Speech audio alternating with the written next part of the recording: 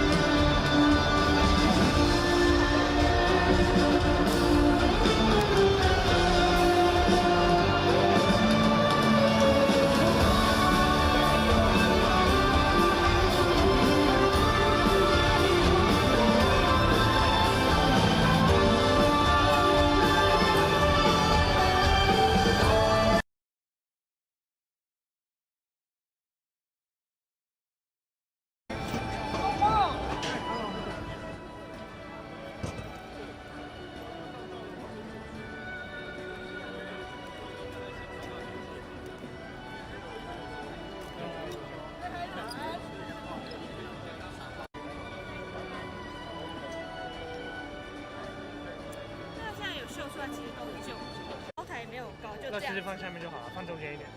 不是，因为都没有高台，所以其实平的你不能挡在人家前面。好吧，对。算了。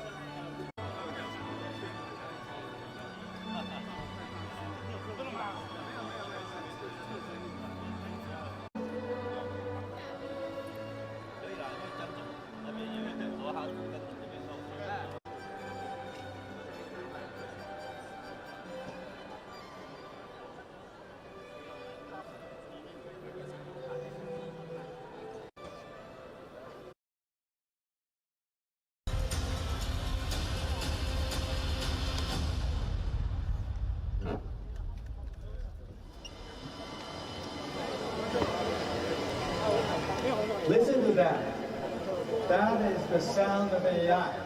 The world's first lighthouse AI server factory is one of ours. I'm standing in it right now. Foxconn commands 40% share of the global server market. Put it another way, Foxconn is the biggest manufacturer of the most advanced AI servers running on superchips. It begins here.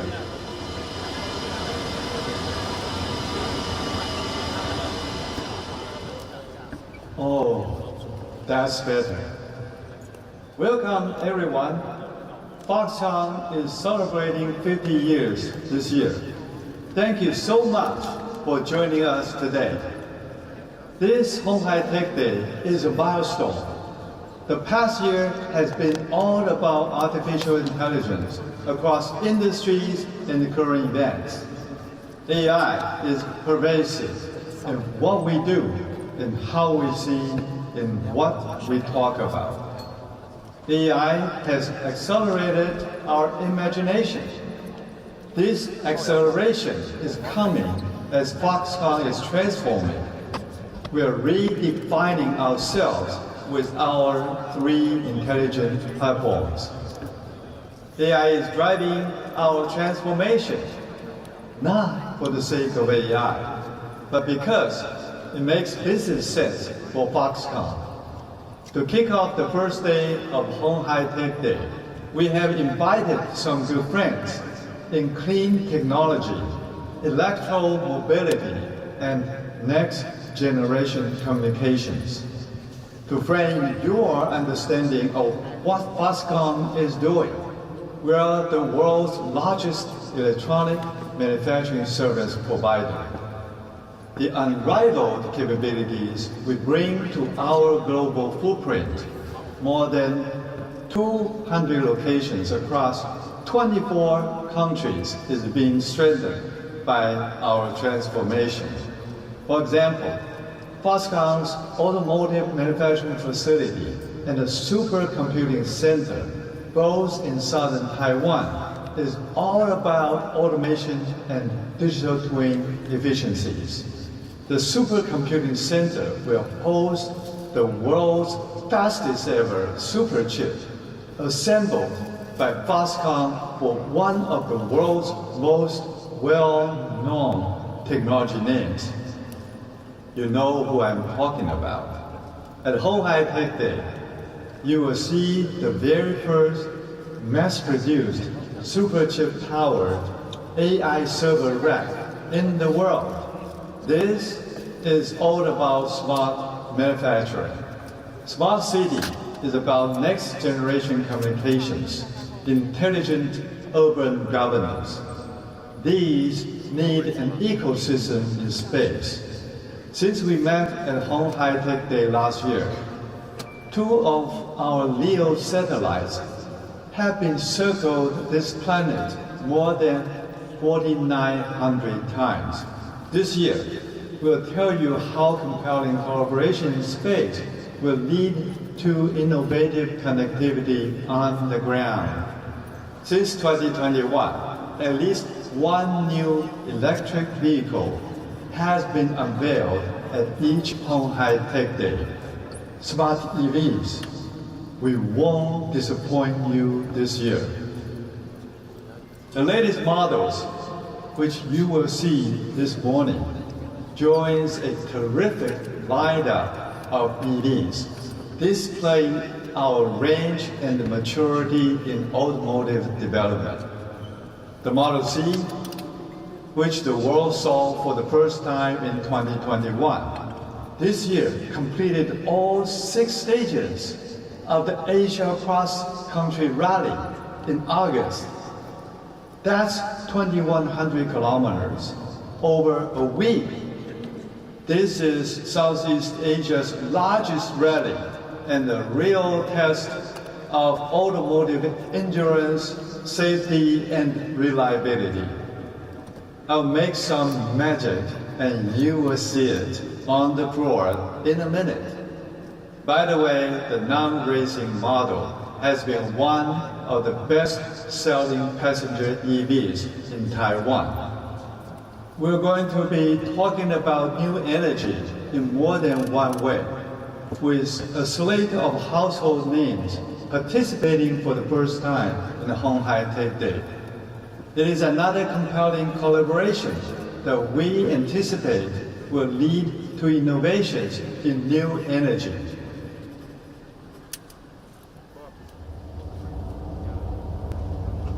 Smart manufacturing, smart city, smart EV. The technology running through Foxconn's three major intelligent platforms is AI.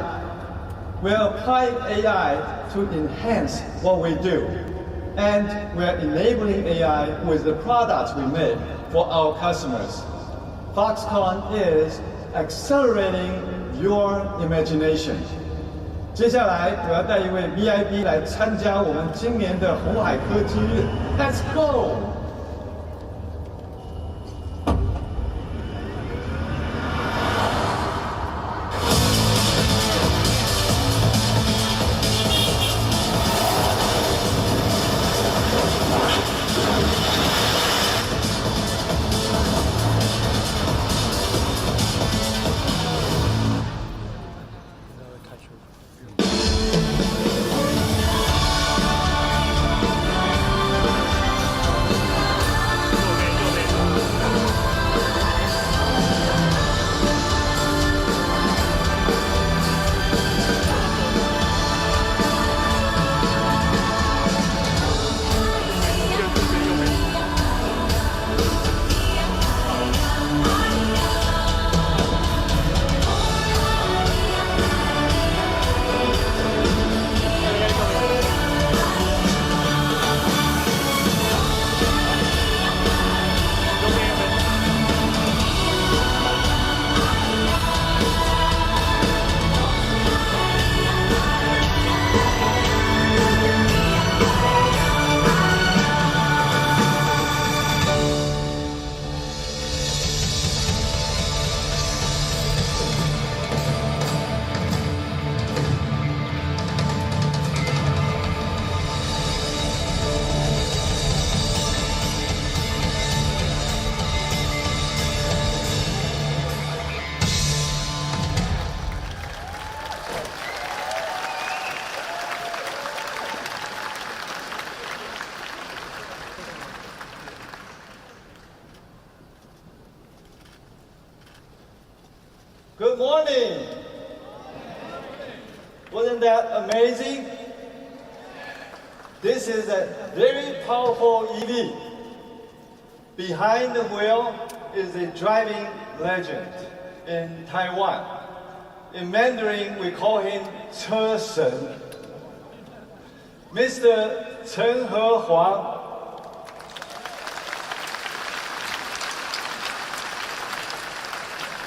Put the Model C through its paces. This is Model C. Okay. It was changed up for competitive off-roading. It was the first ever EV entrant in the FIA sanctioned rally this year, taking place in Thailand. That's a Model C. We really had fun with that. Racing legend Mr. Chen will be talking more about his experience tomorrow during day 2 of鴻海Tech Day. So please check it out tomorrow. Well, I'm so delighted to welcome everyone to鴻海Tech Day 2024. You know, the first ever HHTD started in 2020. We held it in a high-tech shopping mall. There was less than 1,000 participants. Everyone had a face mask on. Fast forward 5 years. Look at us now. We have double the number of people here than we did last October. Over 2,000 registered to attend. This is a proper size exhibition hall for everything we are eager to show you.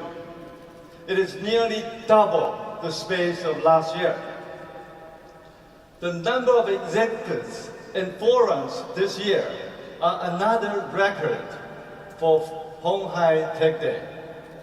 For the first time, we'll open a day 2 to the general public.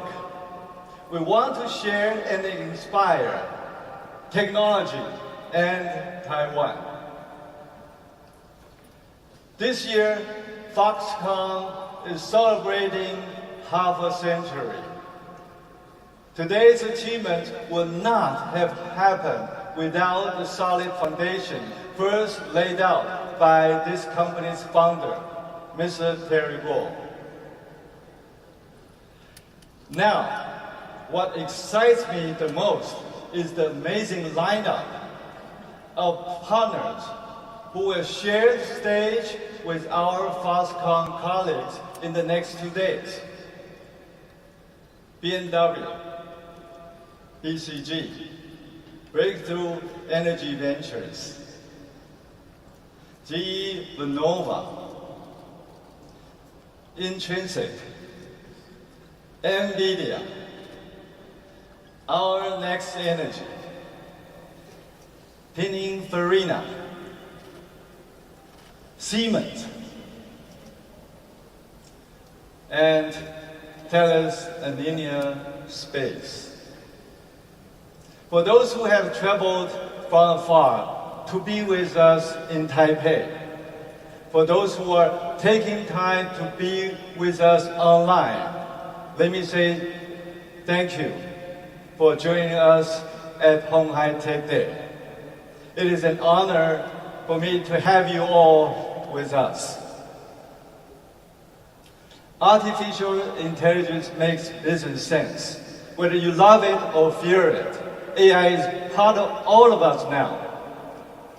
Facial recognition to turn on your smartphone, logging into your bank account.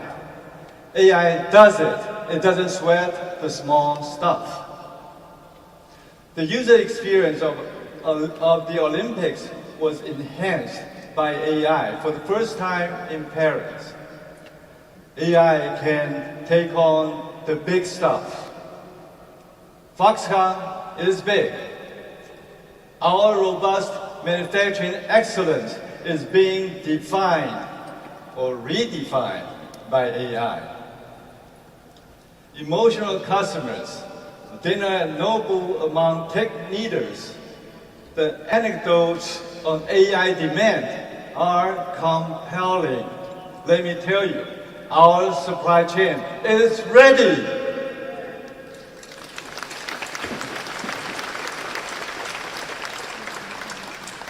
Our vertically integrated manufacturing capability also include the advanced liquid cooling and heat dissipation technologies necessary to complement the GB200 server infrastructure.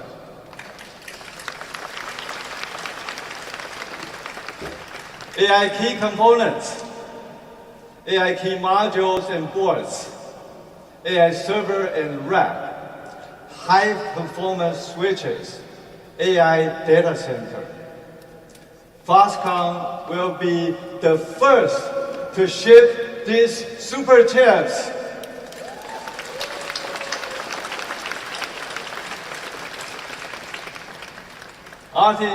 Artificial intelligence makes business sense. AI is embedded in automation. Automation is productivity. Our customers told us they want to see more automation. This is an almost one-fold increase in productivity when automation is deployed in our factories. Our automotive manufacturing facility, also in Kaohsiung, will be one of the group's benchmark AI factories. The site will utilize digital twin connected to cloud technologies. It will achieve collaboration between virtual and physical production lines. This AI revolution is not just happening for us in Taiwan, in the Americas and in Asia, across our facilities and in those being planned and those under construction. This year, Foxconn is celebrating half a century. This company, your most trusted and reliable partner, has grown from making connectors to systems to more complex core competencies. 3 intelligent platforms enabled by AI. We are a platform solutions provider. I hope you enjoy the conversations during the next 2 days. Thank you. Thank you, Chairman Liu, for making that magic happen from on-screen to in-person. Let's begin the next session this morning by welcoming to the stage Benjamin Ting, Foxconn Senior Vice President of the Cloud Enterprise Solutions Business Group, and Deepu Tella, Vice President for AI and Robotics at NVIDIA. Hello.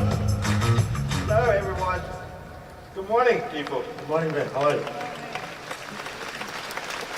I think, although we don't have the signature black leather jacket today, it is my utmost pleasure and deepest honor to invite you and welcome you to Honghai Tech Day.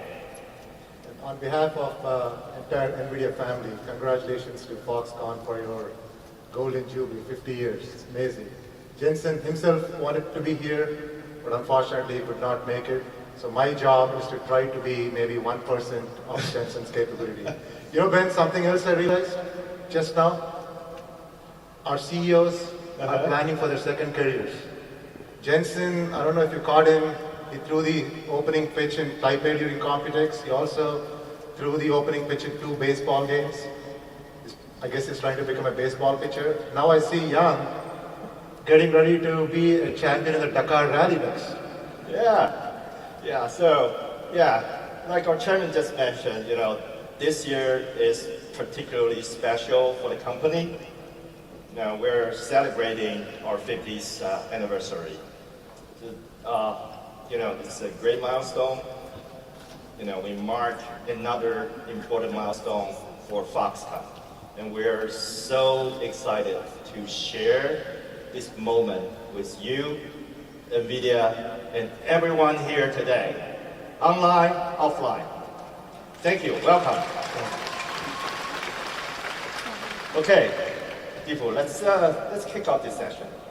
Okay, I think everyone would agree, without a doubt, NVIDIA has revolutionized the world of computing. Well, you imagine a world where computers can think, learn, and create just like human, better than human. And in the near future, this will surpass human capabilities. It's not a science fiction anymore. It is happening right now.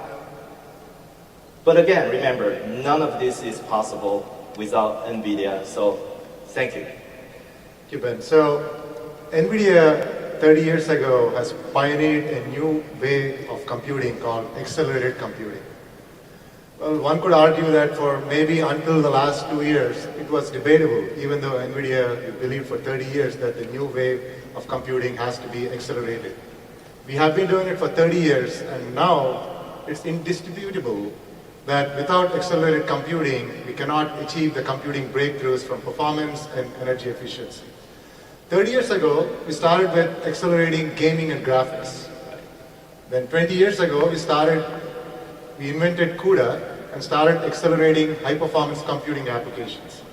And then 10 years ago, the AI revolution in the form of deep learning happened, and of course the world has changed.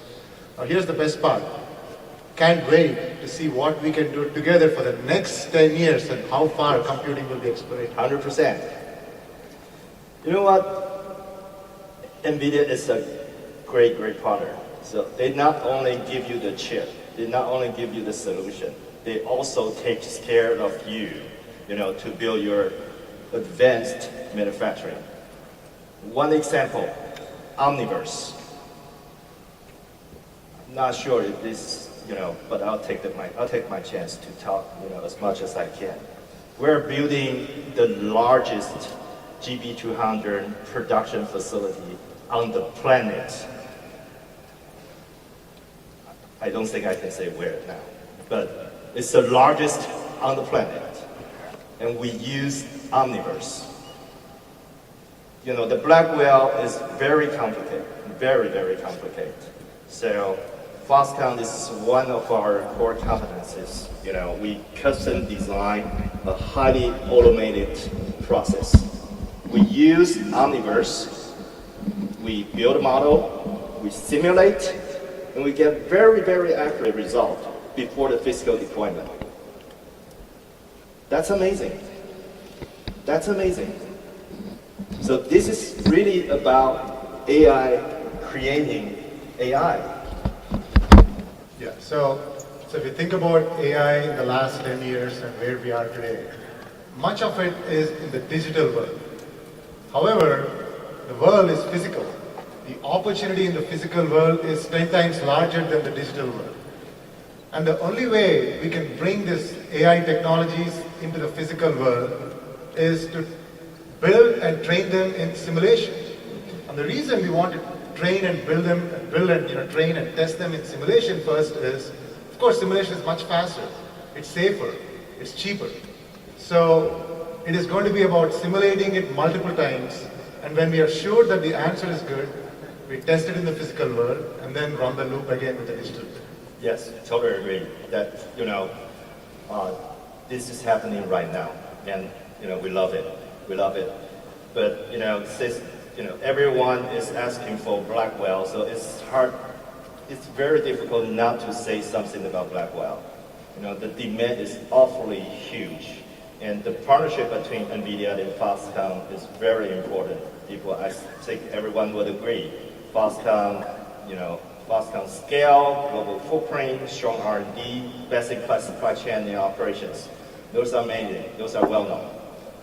But one thing, there's one more thing.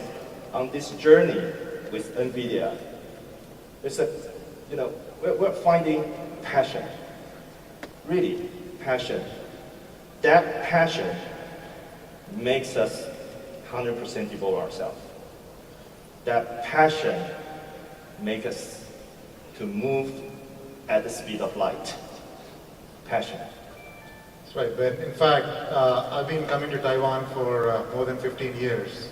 And the thing that I noticed this year at Computex was, in the past, the whole industry used to think that Taiwan is very good at hardware, but they're not focused on software. But what I saw this year, not only is Taiwan going to be great at software, but actually at solutions and systems, yes, and putting together everything. And in fact, I've had the pleasure of working with Foxconn, of course, many of your teams. Yeah. Amazing engineers. You mentioned speed of light, the thinking has to start working on building towards solutions and not just about components. Right, right. And also, since you talked about, not just the hardware in Taiwan, actually within Foxconn, our chairman also mentioned that, remember that we just passed our 50 mark. So what's the next? What's the next? So we're in the process of transforming the company. And also our chairman has made an announcement earlier this year at Computex that we want to build our own Blackwell supercomputing data center. And that's the horsepower, that's the foundation of the 3 smart platforms that our chairman just mentioned. Smart manufacturing, smart EV, smart city, smart manufacturing has been and will be one of the Foxconn's core competencies. Smart EV, fast rising star. The smart city, you will benefit everyone. Underneath, that's the supercomputing power. So we have committed, when it is done, it is going to be the most powerful supercomputer in Taiwan. Yeah. Since we talked about the smart platforms, I would like to introduce my colleague, Foxconn Chief Digital Officer, Dr. Shi Zhe, on the stage.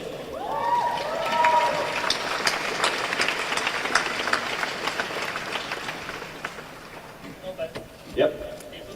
Morning, everyone. So excited to be here. That is amazing, tremendous computing power. And when we talk about smart manufacturing, we see, before that, I want to invite 3 guests coming to the stage to join the discussion. Let's welcome Wendy from Intrinsic, Anna Marie from Siemens, and Jeff from BCG. Hey, Dr. Shi Zhe, it all sounds great. I think I'll leave the stage to you all. Of course. Thank you. Thank you. Thanks, Wendy. Thank you, Jeff.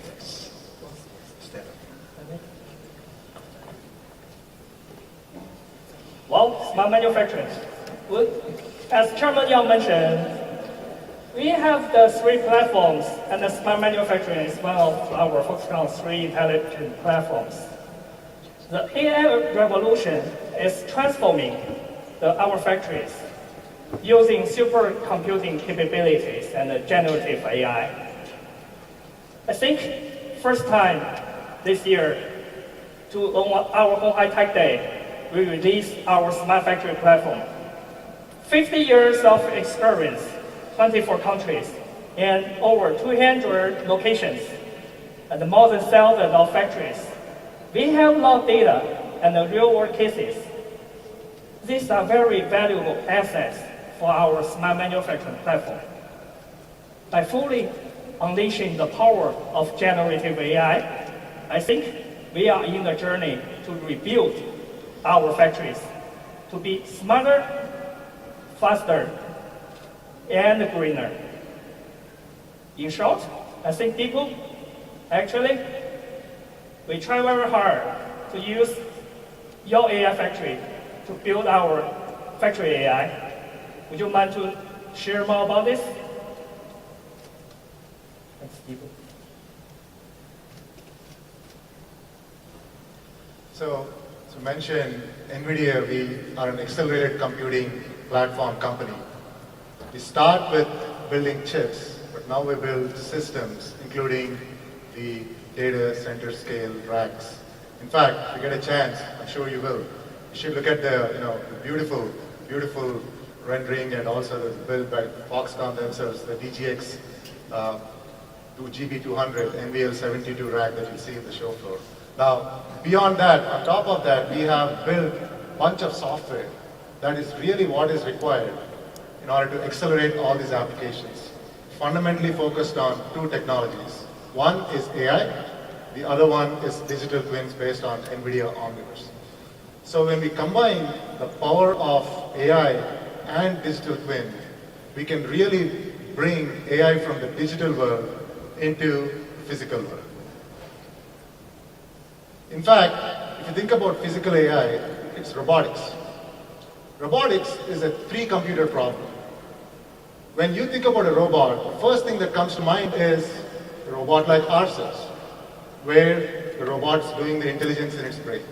That is the 3rd computer. Of course, that's the important computer, because in the end, that's the destination.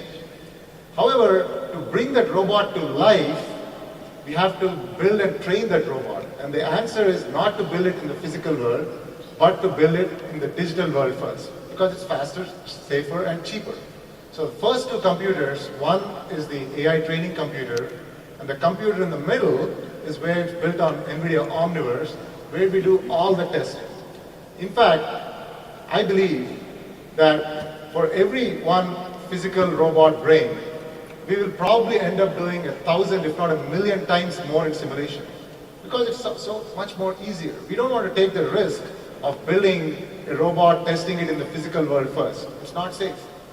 So robotics is a pre-computer problem, and at NVIDIA, we have been working on all the pre-computers and the associated software technologies on top of all these computers, whether it's for training AI, whether it's for running the simulations, or whether it's the runtime AI on the runtime computer.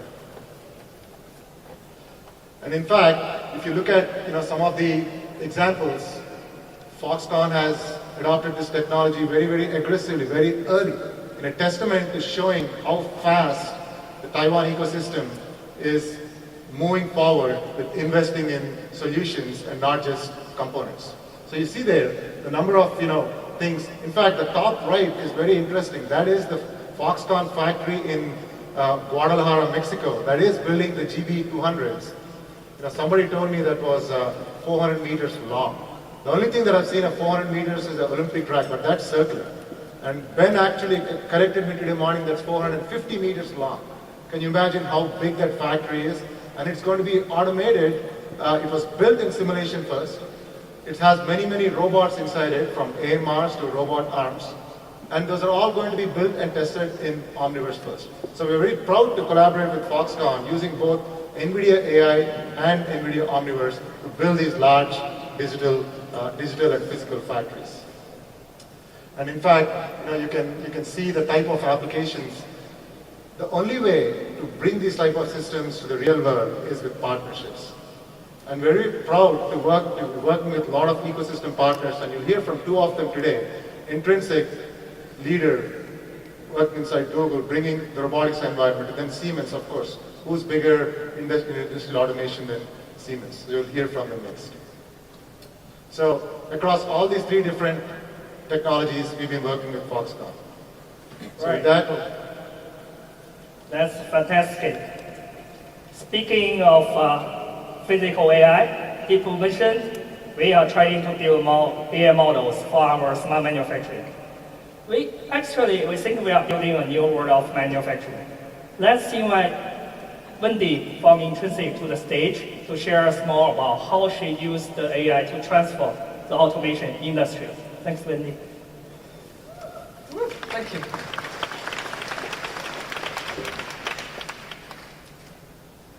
Hello, I'm Wendy Tan-White. I'm the CEO of Intrinsic.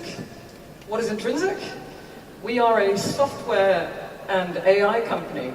We're a sister company to Google, part of the Alphabet Group. And our whole purpose is to bring the value of AI into the physical world for you. And we're building an AI-integrated platform for intelligent robotics. And our goal is to make it really practical and straightforward for developers and businesses to engage in robotics in an affordable and productive way. And to do that, we're building an AI-integrated platform for intelligent robotics and automation that is independent of hardware and devices. In fact, we interface with many different robot brands, for example. And with these AI-enabled skills and sensor-enabled data, we allow robots with automation to see, to feel, and to move. With digital twins, we can simulate the physical world, but we can also deploy into the real world in seconds. And this is going to enable you to customize your processes so you can create more adaptive and reusable automation solutions. Now, what I'm really excited about to share with you today on Foxconn's 50th birthday is we are announcing a very deep partnership with Foxconn, and we're super excited to be here today with you. And we have a shared vision with Foxconn for making the intelligent factory of the future a reality. With Chairman Liu, with Dr. Shi, and the Foxconn team. And we're bringing together Foxconn's smart manufacturing platform, and we're going to bring together Intrinsic's robotics and AI platform. We're going to use adaptive and reusable automation solutions, and we're going to unlock assembly tasks logistics, testing, and other valuable solutions for Foxconn, and at scale. And we're going to bring AI to every level of magnitude, from individual small tasks to production lines to orchestrating at the factory level as well. And together, we're going to solve old problems in a new, more sustainable and economical way. And we're going to bring in a new generation of manufacturing with AI at the core. And we're really excited to be here today with our existing partners, NVIDIA, Deepu from NVIDIA is here, Anne-Marie from Siemens, and Jeff from BCG. And of course, our wonderful team from Intrinsic is here too. Thank you guys. Foxconn is bringing together the best in the ecosystem. Now, what does this really mean for the broader electronics manufacturing industry? It means we're moving towards a flexible, intelligent factory. Imagine you're building a whole production line, and it can adapt to making smaller, mixed batches of products and whole workflows that can be reused and replicated again in other factories, whether they have a big or a small footprint. And we can do this globally. And these innovations will enable people to do things they could not do before with automation on the factory floor. You're going to be able to do seeing with AI, the ability for cameras and sensors to identify and see and understand objects in space. You'll be able to feel with AI, skills using force-guided sensors. You'll be able to move with AI, robotic motion planning, and the ability for robots to move automatically while avoiding collisions.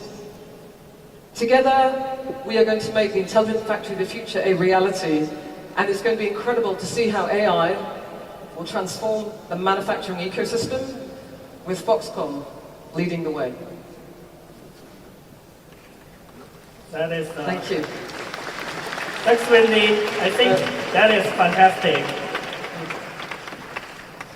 Besides building the IJI with automation system, we are also building AI systems and the digital twins for our entire factory.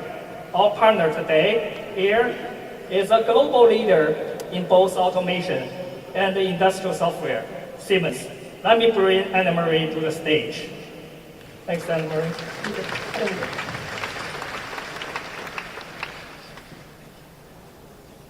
Thank you, Dr. Shi. It's an honor to be invited to Honghai Tech Day. At Siemens, we also believe in the potential of industrial AI. As the global leader of automation and industrial software, we are connecting the real and the virtual world with our digital twin technology, which is an integral part of the recently signed MOU between Honghai and Siemens. By using digital twins, we can create a virtual copy of a real factory.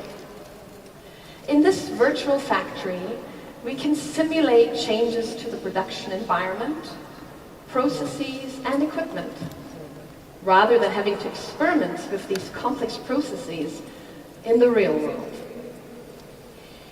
What makes our digital twin technology so powerful is that we feed it with real-time data generated by our automation hardware, thereby building a specific real-time replica of your production processes and creating an instant feedback loop. Powerful AI technologies are leveraged to enhance these simulations. So first, we optimize production in the virtual world before implementing the best model in the real world, saving you nerves, time, and money. But digital twins and software are only part of the story. At Siemens, we want to make manufacturing more adaptive, more autonomous, and more sustainable.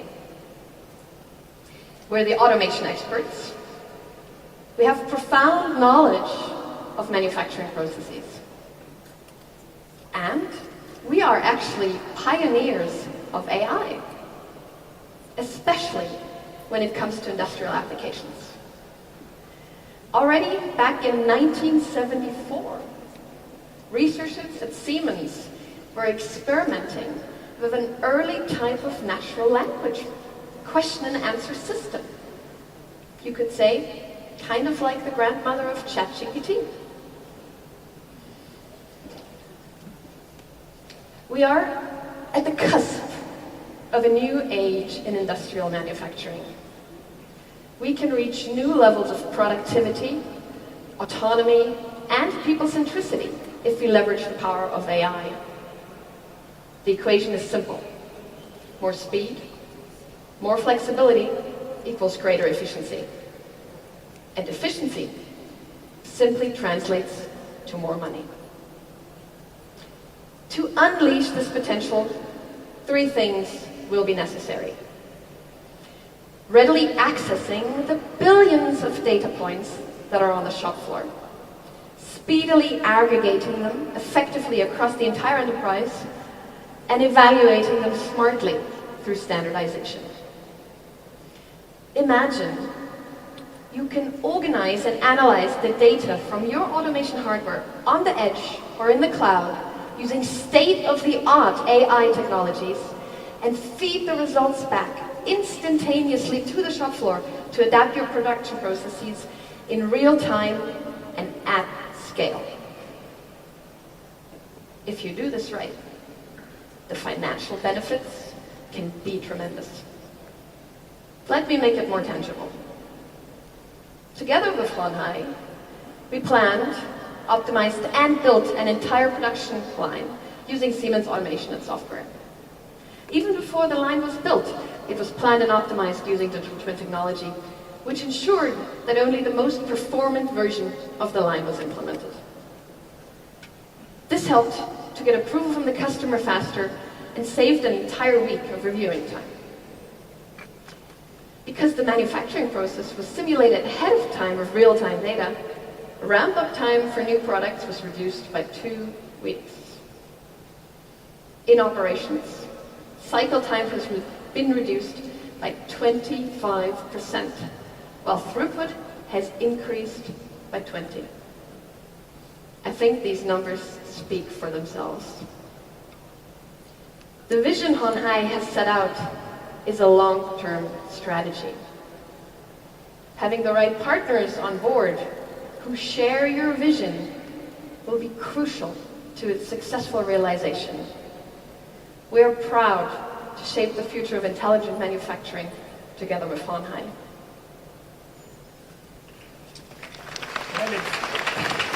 That is a very impressive achievement, Anne-Marie. Thank you.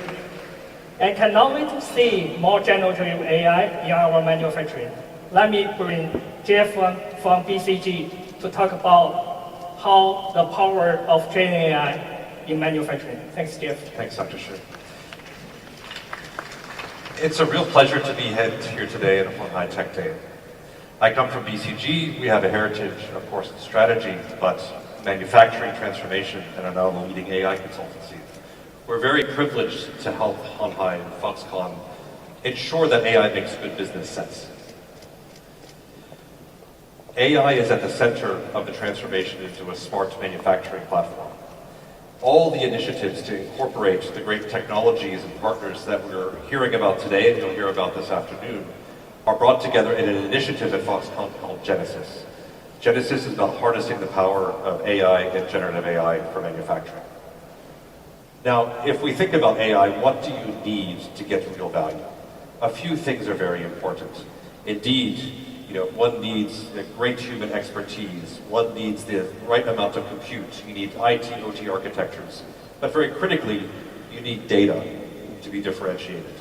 One of the great advantages that Foxconn has is arguably the world's leading and largest manufacturing data set, driven by the large footprint that we've been hearing about today.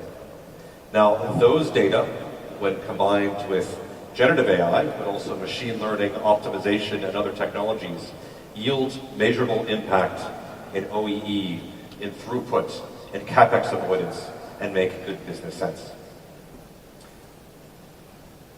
The factory of the future, as envisioned by Foxconn, is built upon 3 principles, which we call ASL.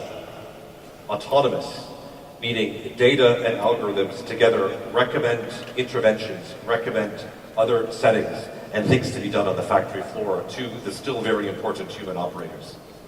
Scalable, meaning these are not use cases that are stuck in POC or pilot, but rather are deployed to the global footprint.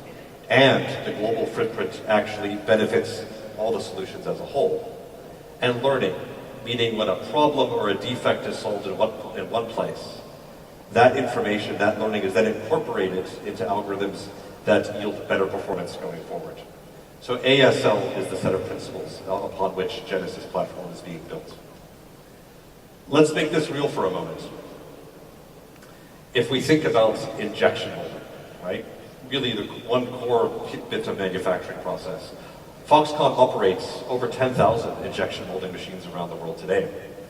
Injection molding machines require a very skilled operator to dial in very precise settings, both at the point of new product introduction and to manage defects during mass production.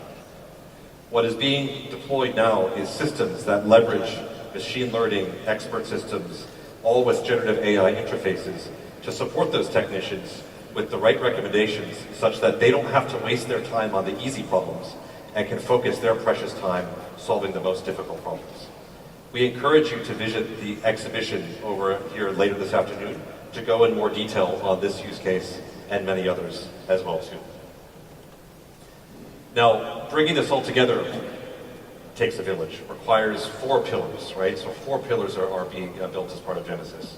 The first is what is colloquially being called the App Store, but is really the collection of value-adding and real impact use cases that matter, right, on the factory floor around the world. Second, and very importantly, is the IT/OT architecture. How are all of these data being linked all the way from automation, various machines, into compute to create these recommendations? Third, and very importantly, is tokenization. How are all these data being leveraged? Well, also very importantly, protecting customer proprietary information, but still supporting the learning systems. And last but not least, of course, the ecosystem, because it requires, I'd say, best-in-class and best-in-world technologies, capabilities, and processes to make this work, and hence incorporating all the things that we've heard from NVIDIA, Intrinsic, and Siemens today. Thank you very much. Thanks, Jeff. You know why Chairman gave the name Genesis? Because Genesis means the beginning. We are at the beginning of the new era of industrial evolution. Before we wrap up, I want to give you one more thing. This is how Genesis brings us to the future of manufacturing. Foxconn has pioneered large-scale manufacturing for over 50 years. With 205 factories across 20 countries and over 900,000 employees, Foxconn generates an unparalleled amount of data every second. Going forward, we will use AI to aggregate knowledge and empower our human technicians to achieve higher efficiency. We call this initiative Genesis. Our goal is to develop factories that are autonomous, scalable, and learning. We are poised to lead the charge alongside our partners to overcome obstacles and to set new standards. We invite you to see our progress and innovation firsthand in today's Honhai Tech Day. Thanks.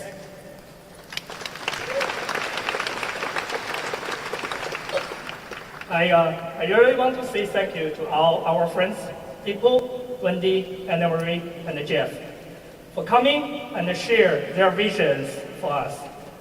We expect to build the factory of the future with all you together. Thanks. Thank you, Dr. Shi, and 4 of our lovely guests.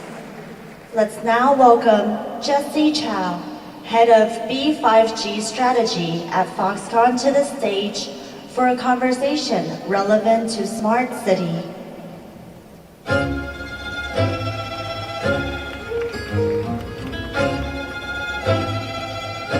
Morning, everyone. I'm Jesse. I think that was a very inspiring panel from Dr. Shi. Thank you. And now, let's explore another smart platforms that connects from Earth to space.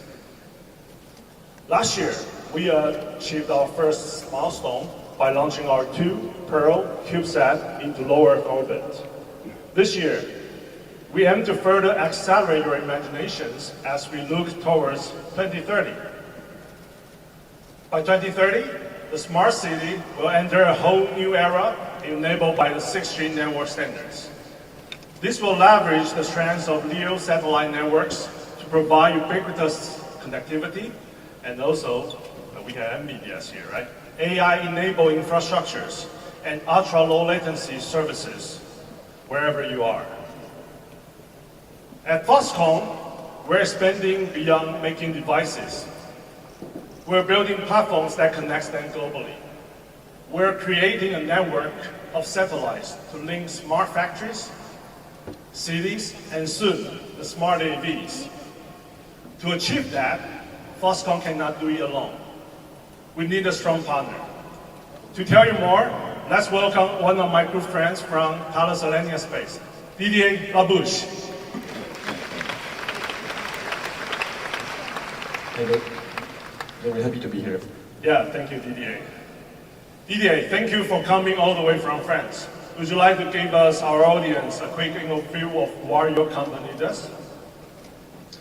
Yes, thank you, Jesse. So my company, Thales Alenia Space, is a joint venture between 2 big groups in Europe, specialized in electronics, in cybersecurity, in aeronautics, defense. The groups are Thales on one side, headquartered in France, and Leonardo, headquartered in Italy. And what we do is simple. We do any kind of satellite systems. You can see here from low Earth orbit satellites, very close to the Earth, to medium orbit satellites like Galileo, the French or European GPS, and up to geostationary satellites and robots to explore the universe. So we work on the full range of activities for space, from observation, navigation, environment monitoring, telecommunication. And we have been leading this activity since decades, which means that we are quoted as old space, just because we have a lot of experience. We have decennies of experience on how to build satellites for them to resist the very harsh environment in space. Because in space you have a lot of difficulties to make them reliable for 15 years, like thermal, that is very different from what exists on the Earth. The launch is a very shocking period, very shaking for satellites. They need to resist. And in space you also have no protection from the atmosphere about the radiations. So you need to resist all this quite nasty environment that the planets and the sun is sending to you. Yeah, so I think we're talking about the old space, right? And then why today is starting to connect from Earth to space? It's because the new space era is coming. So the first company that you might come to your mind for the new space, I think is SpaceX. We also thanks to them. Because of them, now the launching cost of each one rockets and of course the per satellites has dropped significantly. It's around 1/10 of the cost than before. What will happen then? It starts to create lots of the demands where people start thinking about how to launch their own satellites into the space. So in the meantime, the supply compared to demand isn't quite there yet. Today, it's still mostly handcrafted in the factories for each one of these satellites product. So Didier, how does Thales Alenia Space coping with these new space challenges, and what are you envisioning? It is true that since a few years in space we see very, very fast changing market conditions. An unprecedented wave of change, sometimes we even call that a tsunami. Because the service you can deliver from space are attracting newcomers and not small players, big players like Apple, like OneWeb, like Amazon, that are now interested by this quite funny environment of space, because they just bring services and they can deliver nice services to the people. And when this kind of big companies are interested in this sector, this enables to fund much more massive projects. One order, sometimes two order of magnitude bigger projects than in the past.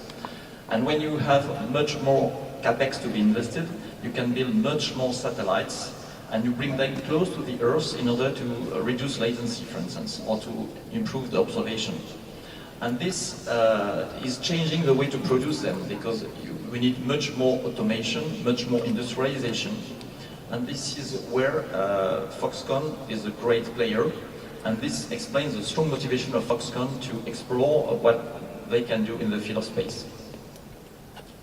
So I think with Foxconn's strengths, that we could do it much faster and more affordable satellites for each one of these. So allow me to introduce this partnership because today Foxconn brings expertise in high-tech manufacturing. Thales Alenia Space masters these satellite technologies. Together, we build this strategic partnership and to build this smart platform that will span from the ground to the space. Didier, can you tell us a little bit about the new features that we are envisioning for this new space design? Sure. Yes.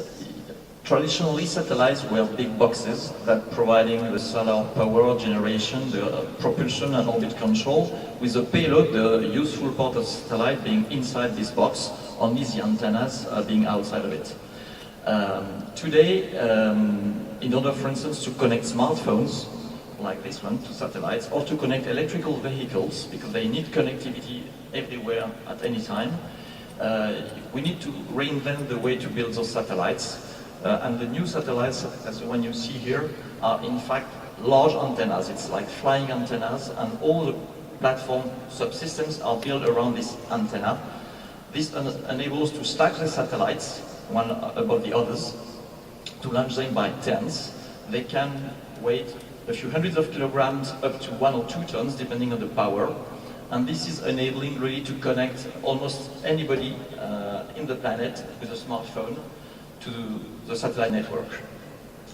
So it's really amazing that you could stack up all these satellites, just like the server in the racks. And it's all for the sake to have one just big launch to shoot dozens, even hundreds of the satellites into the space.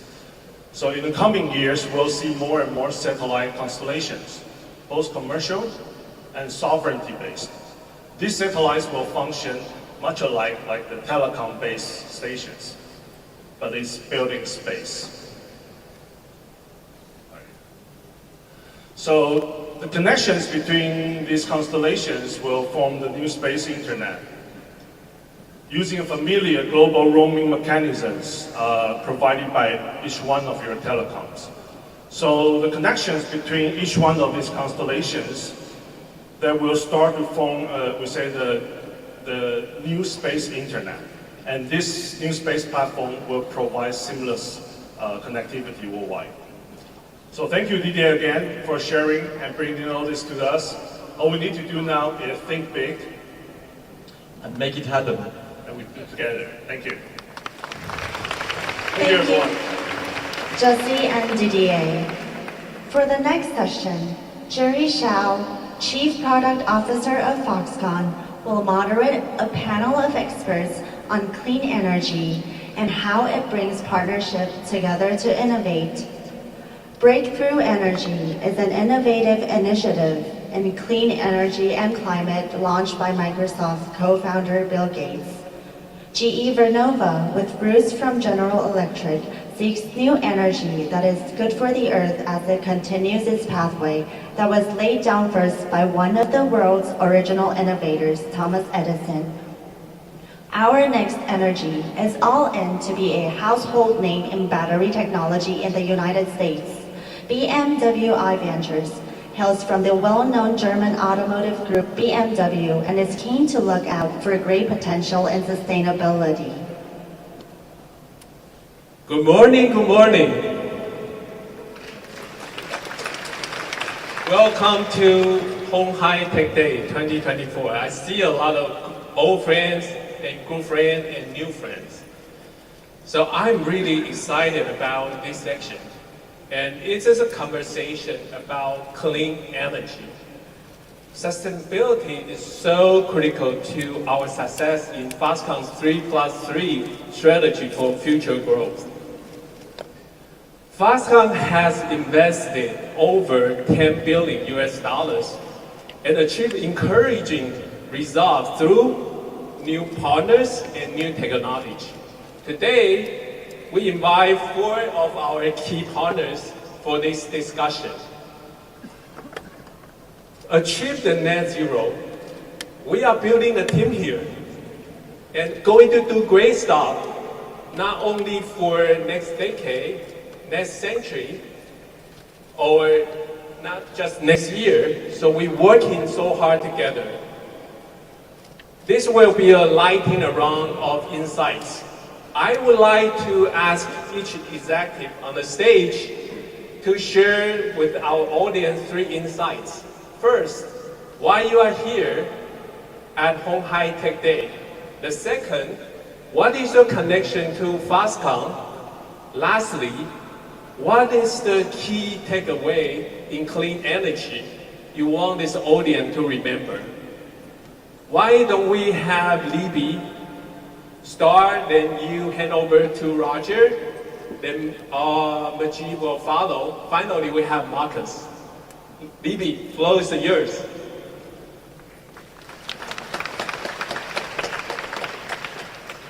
Hi, I'm Libby Wayman. I'm a partner at Breakthrough Energy Ventures. It's such a pleasure to be here at鴻海Tech Day. Thank you, Chairman Liu, for inviting us to join you to share our insights and our perspective on the future of energy. Breakthrough Energy was founded by Bill Gates nearly 10 years ago to invest in the companies that can accelerate our transition to a clean economy. It's our thesis that the companies that can accelerate this transition will not only make enormous impact, but will be the leaders of the future of industry. To date, we've invested in over 160 companies that embody this thesis. And we invest in this space because energy is prosperity. It's what powers us, what moves us, what makes things, what shelters us, and what feeds the world.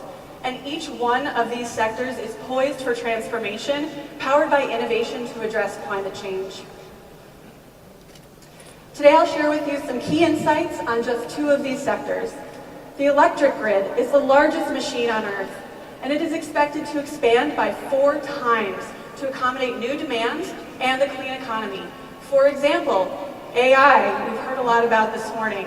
It already consumes 2% of global electricity production, and this is expected to double in the next 2 years and to continue to double with the expansion of AI. Electric vehicles today actually only consume about 0.5% of global electricity generation, yet this is expected to expand by 20 times in the next 10 years.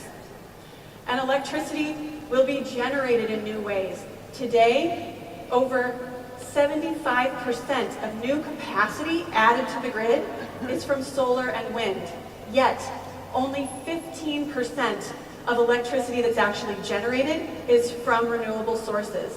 This means that this growth will continue for decades to come as renewables displace other sources of electricity production.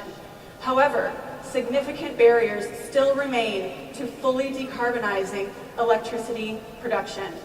First, we need dispatchability. That means getting electricity when and where we need it. We also need base load power because solar and wind aren't always available when and where you need them.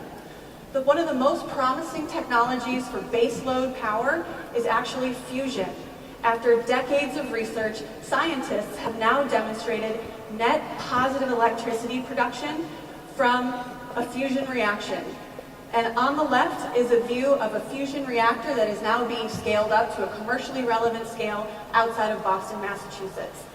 Dispatchability, getting electricity when and where we need it, will be enabled by expanding transmission and deploying significant amounts of electricity storage. All of these sectors represent enormous opportunities to address climate change and also for economic growth. Transportation is another sector that's on a similar trajectory. In 2023, 14 million electric vehicles were sold. This is a 35% increase over the previous year and a 600% increase over 5 years. Yet, there are significantly more internal combustion engine vehicles on the road. All of this growth has brought the global fleet of electric vehicles up to 40 million vehicles, and there are 1.5 billion internal combustion engine vehicles on the road today. That means this sector will grow for decades to come as internal combustion engine vehicles are replaced by EVs. Yet this growth has barriers as well: cost, range, materials availability, and battery safety. The companies that develop and scale battery technologies to address these barriers will not only make impact in climate change here, but will also be poised to lead in this enormous growth market. The road ahead will not always be smooth. There will be challenges. We will face shortages. We will face times of surplus, dramatic price declines and spikes.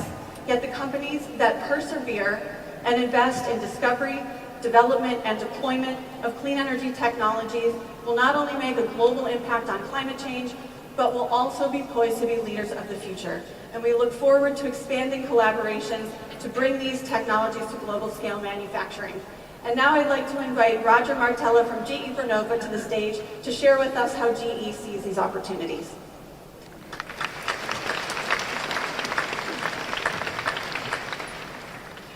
Libby, thank you. And Mr. Chairman, Jerry, thank you for the honor of including GE Vernova in Hanhai Tech Day. It's a privilege to be here.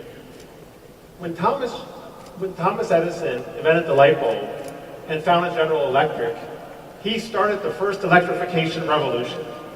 And in the 130 years since, the inventions he created, the companies he built, have lifted up the quality of life for billions of people around the planet. But today, we're at the beginning of a new revolution, a clean energy revolution. An energy revolution focused on electrifying the planet, decarbonizing the energy sector, and sustainable economic development for everyone. But this time, GE cannot do it alone. We're going to lead this clean energy revolution together with our partners, one of the most important of which globally is Foxconn. So it's an honor for us to be here. And with that, I would love to introduce our CEO, Scott Strazik, to share what GE Vernova is doing and how we're collaborating with Foxconn. So if we could please share Scott's video.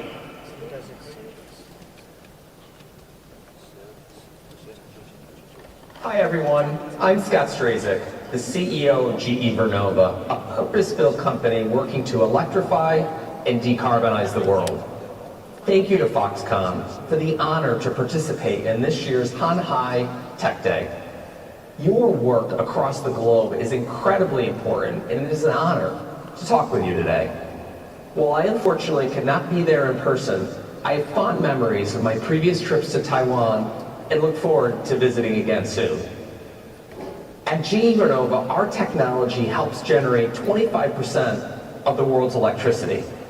We are uniquely positioned with solutions across our power, wind, and electrification segments, each with their own distinct product and service offerings delivered on a global scale. Building on GE's rich history of innovation, we're investing over $1 billion a year in research and development to commercialize breakthrough technologies. And we are especially proud of our work across Taiwan's energy sector over the past 60 years to support its efforts to electrify the country while innovating clean energy solutions. Our 200+ employees in Taiwan are motivated and well-positioned to support the government today, best evidenced with almost 10 gigawatts of new gas power awards we've received since 2019 that we are currently installing and commissioning. We value Foxconn's leadership for Taiwan and the world. The work that Foxconn and its partners do is lifting up the quality of life for people everywhere, catalyzing global economic development and innovating cutting-edge technology. We're proud to grow our partnership globally as both companies work to solve some of the world's most pressing challenges. As Taiwan and the world rise to meet the demands of the energy transition, GE Vernova will continue to offer strong partnership and collaboration with governments, customers, and stakeholders to tackle the toughest challenges ahead of us. The future is bright, and thanks in part to the good people here in this room, I truly believe we have the energy to change the world. Thank you, and enjoy the conference.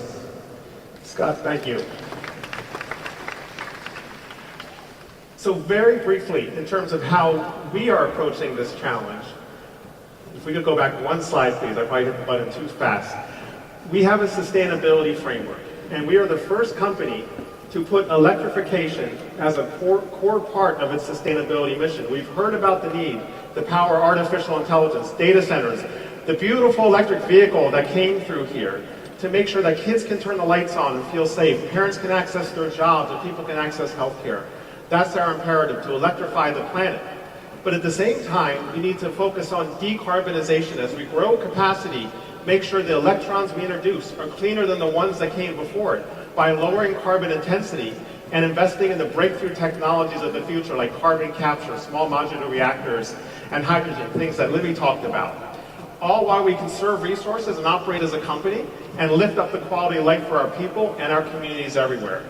So we support that with our performance, but as I said in the beginning, we cannot do this alone, and that is why we're so proud of Foxconn's global leadership and the unique role that it plays with its electronics expertise, with its manufacturing prowess, and its global scale, and our partnership together to expand their presence in the United States, to bring the best of what they do, to serve for the benefit of electrification, decarbonization, and sustainable economic development through their leadership in helping us to deliver battery storage manufacturing in the United States that will service all of those goals. As I said, this is the beginning of a revolution, the clean energy revolution.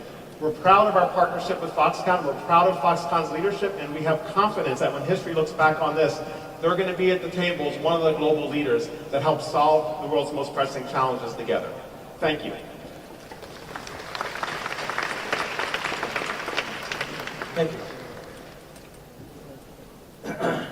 Thank you very much, Roger, and it's a pleasure to be here at Honhai Tech Day to share this vision that GE just expressed.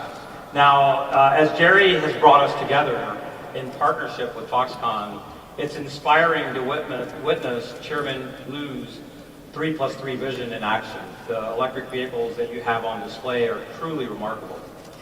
We want to position ourselves with Foxconn to become a global leader in electrification.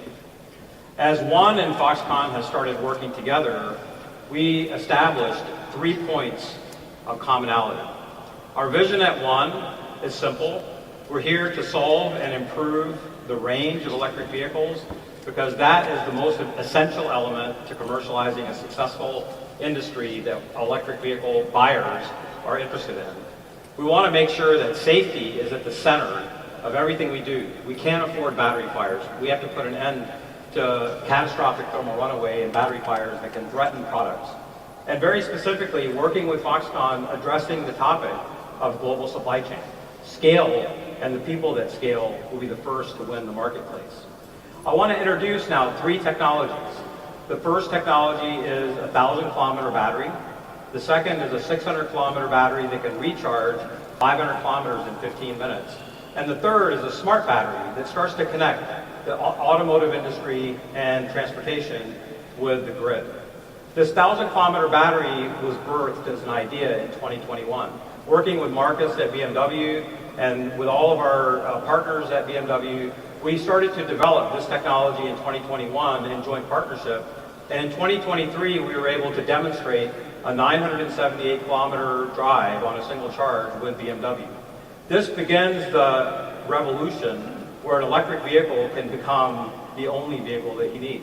Right now, electric vehicle adoption has hesitated because of range. As we start to develop our strategies for electrification, we have to deal with the topic of battery fires.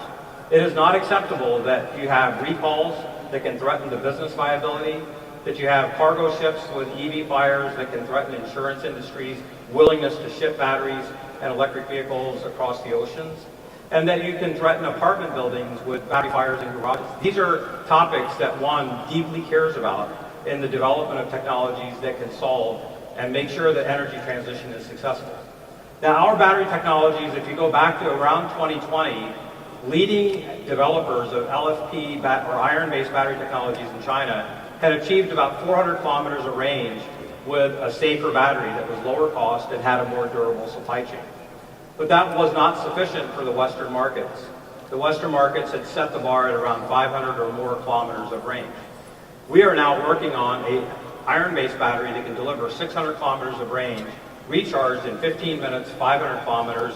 And to give you an example of how powerful that can be, if you were to circumnavigate the Taiwanese island 1,500 kilometers, you'd only need to stop twice to recharge, and each stop would only be 15 minutes.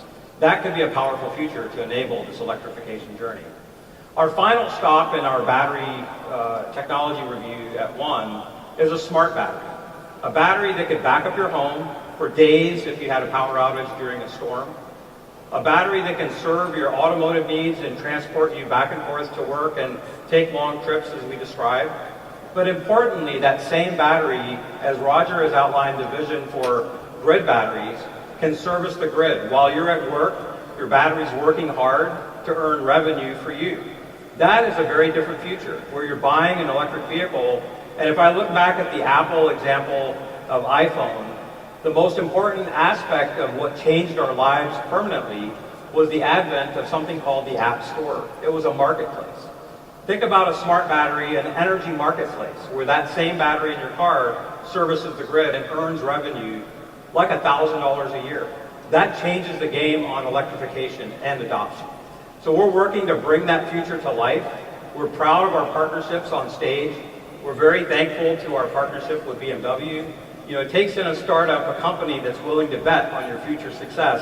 And Marcus, I'm going to introduce now next, was one of those individuals that made the difference in our company's small and young career. Please, Marcus. Thank you, Najib. Thank you. Thank you for inviting me today. It's an honor to speak here. And I think following Najib says it all. So I'm representing BMW Ventures, the corporate venture arm of BMW. And we are here to invest in new technologies, help decarbonize the planet, and bring BMW forward when it comes to new technology.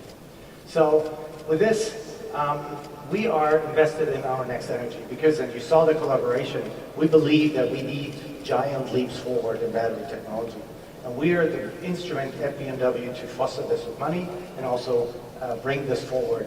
And in this matter, and now today here, I think it would also be great to have somebody like Foxconn joining our endeavors and our engagement there. But let's take a little step back. BMW's electric vehicle has a long history, right? So a little bit more than the 50 years ago that we're celebrating here today, there was the first electric vehicle at the Olympic Games in Munich leading the marathon race. So you don't have any fumes exiting the leading vehicle, you had an electric vehicle leading the marathon race. And you might remember the i8, the first hybrid sports car, and the i3 as a pinnacle of technology and electrification in the beginning. We're talking a little bit about, and we saw the numbers from Libby, about what the electrification means in the vehicle market and where it maybe has a little hesitation today, but we can proudly say that we grew 34% in the vehicle sales in the first half of this year. So that said, I'm here to speak for the venture arm because we're looking forward to finding new technologies that will enable us for the future. So it's good to look into the past, but it's always good to look forward and see what is coming next. So I just brought a couple pictures here from the Neue Klasse, which is a very German word, but it goes back again to the heritage and builds the bridge for the future. So we're looking for enabling technologies for a next generation vehicle that will be an electric platform going forward, which was introduced 2 years ago, and this will hit the sales next year. So we, with our technology, hope to get as many companies and startups and brilliant ideas into this vehicle as we can to make this future really become alive. And with that, I'm actually closing here and handing back to Jeff. Thank you so much for Jerry. Sorry, Jerry. Thank you so much for having me here. And thank you so much. It's wonderful, beautiful car. I have to say, can't wait to get one. Libby, Roger, Rajiv, and Marcus really appreciate very great insight, and we really appreciate the partnership and also friendship. Today, We are staying at a pivotal moment where clean energy is not just a choice, but it's a cornerstone, the cornerstone of our prosperity and innovation. It is our responsibility and also very important responsibility to Foxconn to ensure the energy is sustainable and safe, paving the way for a brighter future for all. Foxconn is collaborating with like-minded partners to pioneer new technologies that will accelerate the energy transition and driving the meaningful changes in clean energy industry. Together, we're not just making stride toward zero emission. We are unifying our effort to achieve sustainable development goals that will benefit generations to come. This is so exciting journey of energy transformation, and we invite you to be part of it. That join hand to create a bright future fueled by innovation and sustainability. Thank you so much. Thank you, Jerry and the panelists. Clean energy is a natural bridge into the next sessions on smart EVs. The next two sessions will provide insights on how Foxconn's automotive partnerships have tapped into product excellence. Let's now welcome Jun Seki, Chief Strategy Officer for Electric Vehicles at Foxconn, to the stage.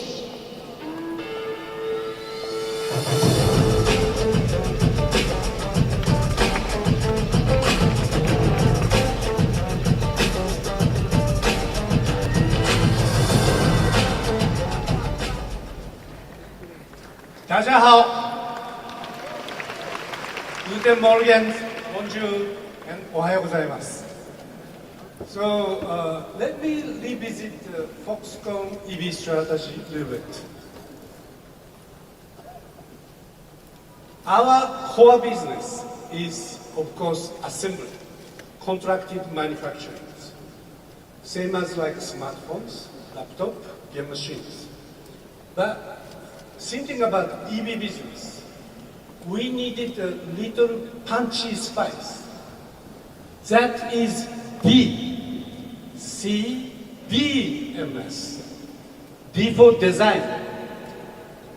Why we need a design service together with assembly service?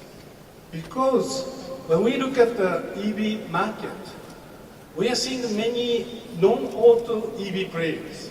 Of course, they don't have EVs.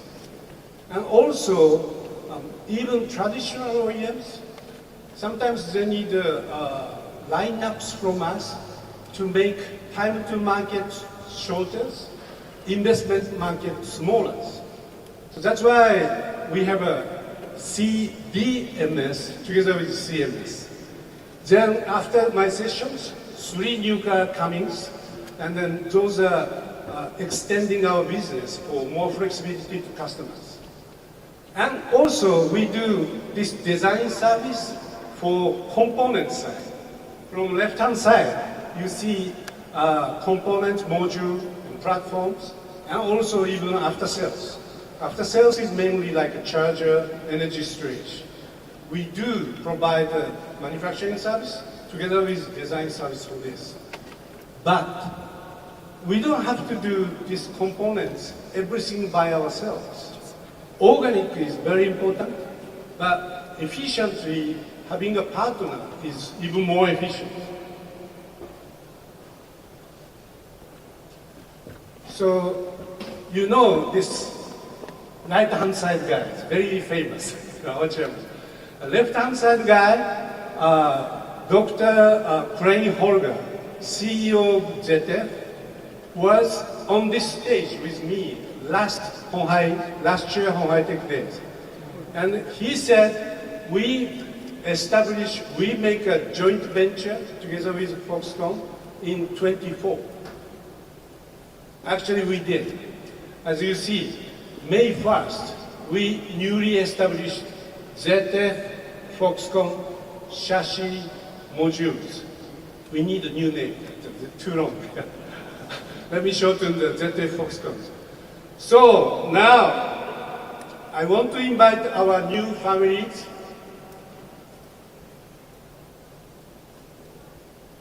Sorry, it's moving. Yeah. Mr. Ekdorf, CEO of our new joint venture, come on stage. Okay.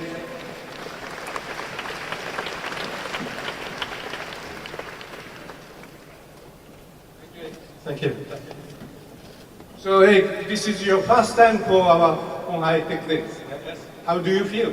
It's amazing. It's really a great show, great honor to be here, and learning a lot. Very inspiring sessions up to now. Yeah.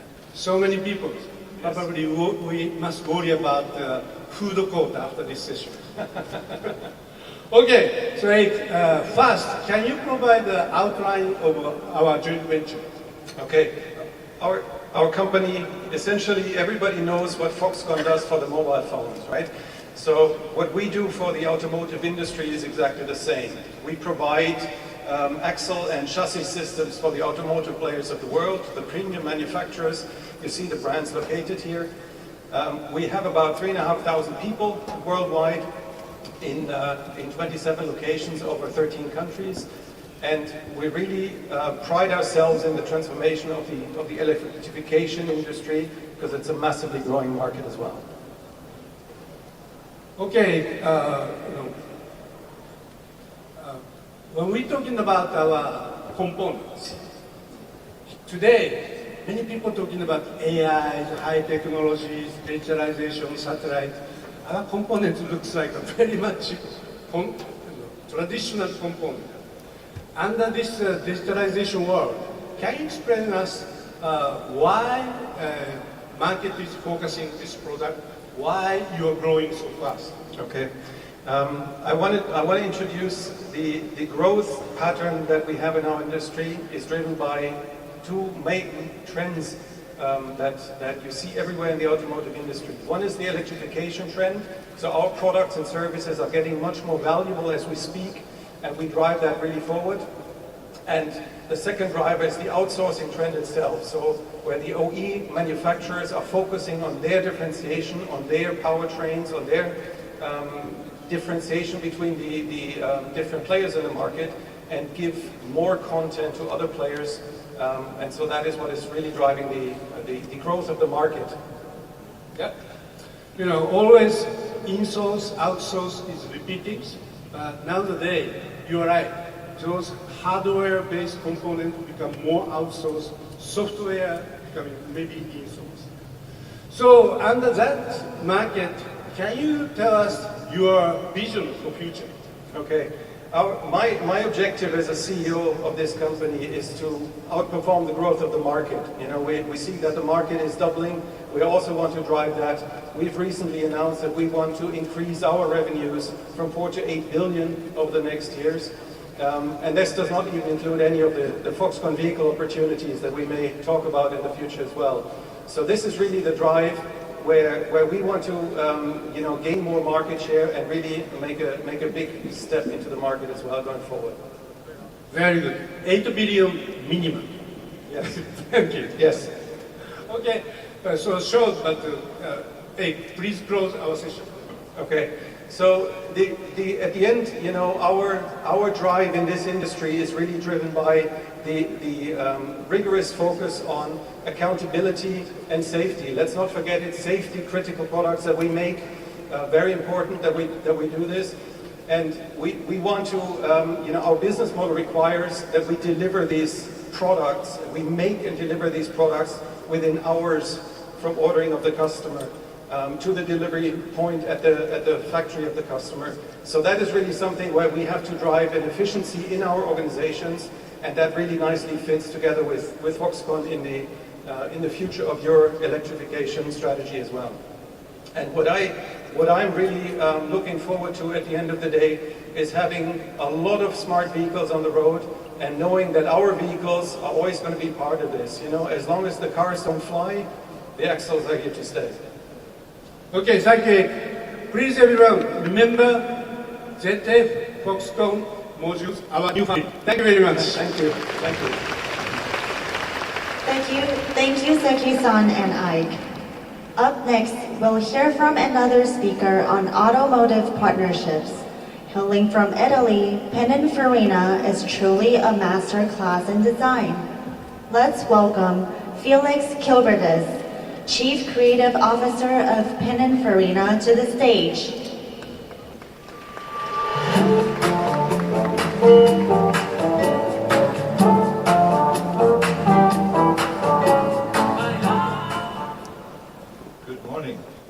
Good morning, everybody.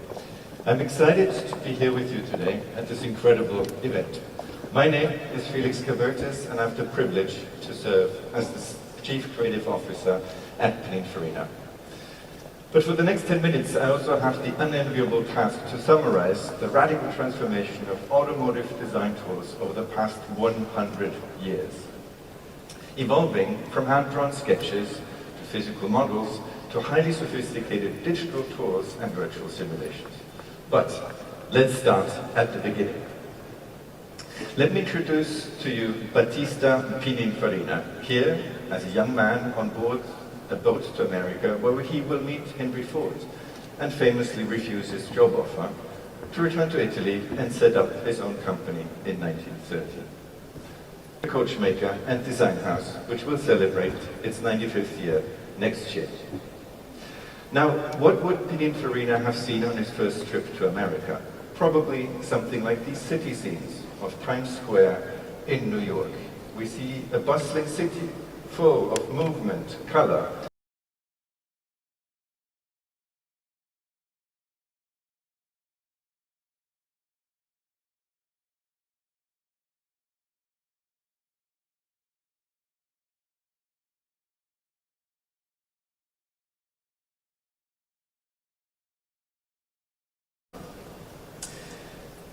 What do we see? We see hand-drawn sketches, pen and paper, crayons and watercolor.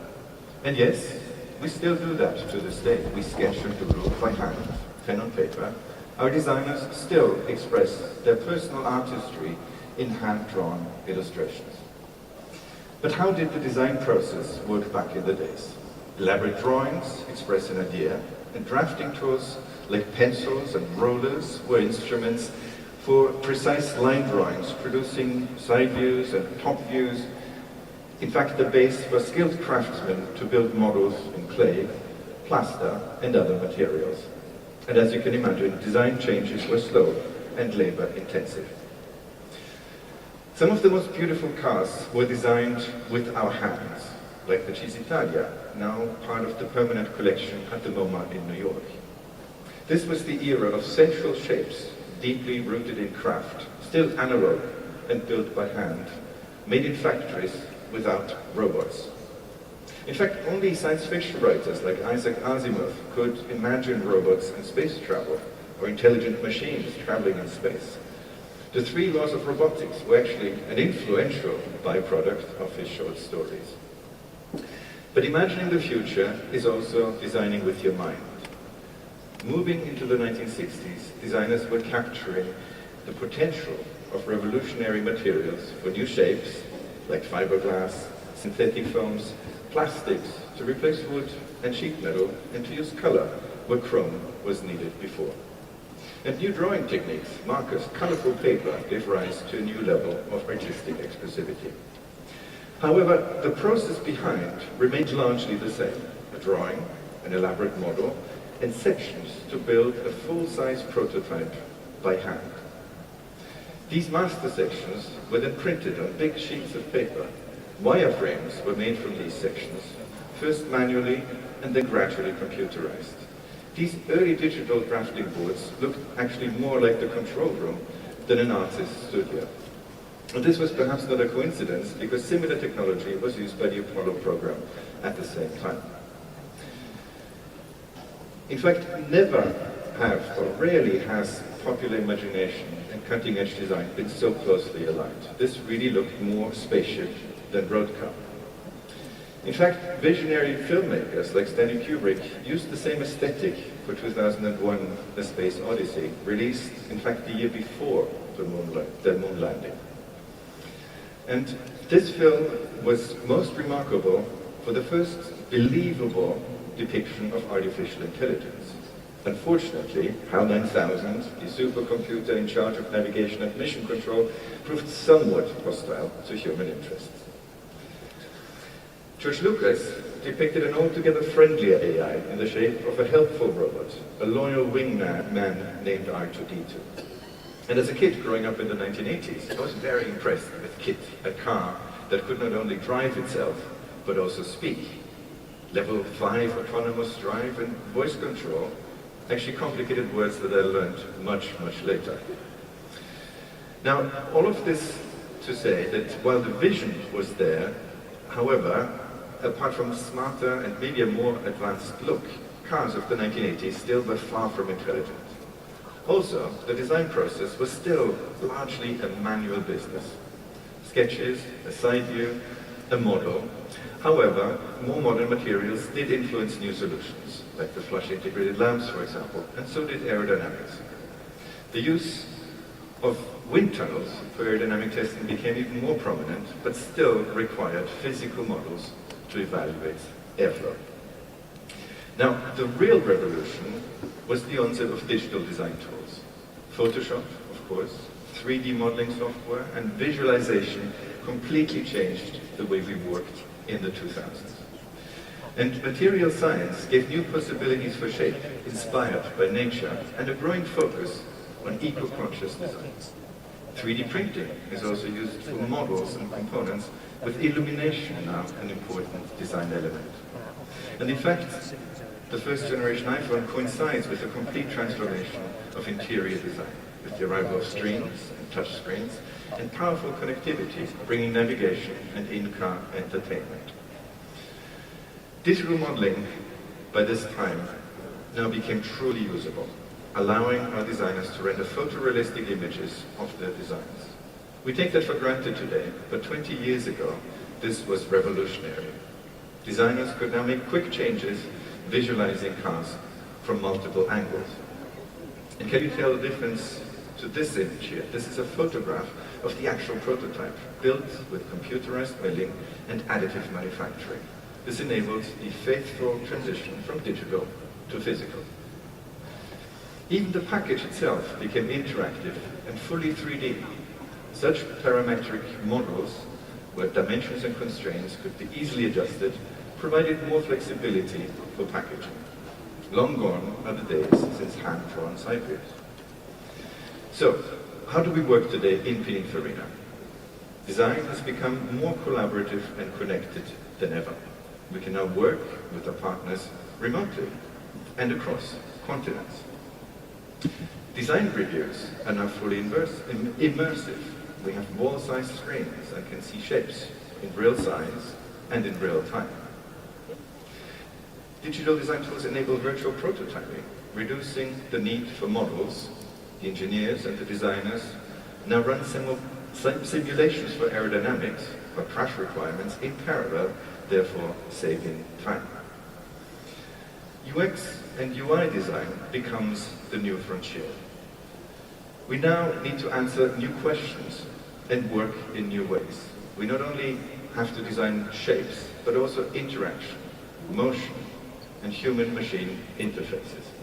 These powerful tools allow us to shape technology around human needs, and all that long before physical models are made. So, at the beginning of a new project, how do we start a new journey? Our craftsmanship is now digital as well as manual. From the beginning, our creatives use a mix of 2D and 3D digital tools. And in fact, there's a shift in the role of the designer from the generator of ideas to an editor of ideas.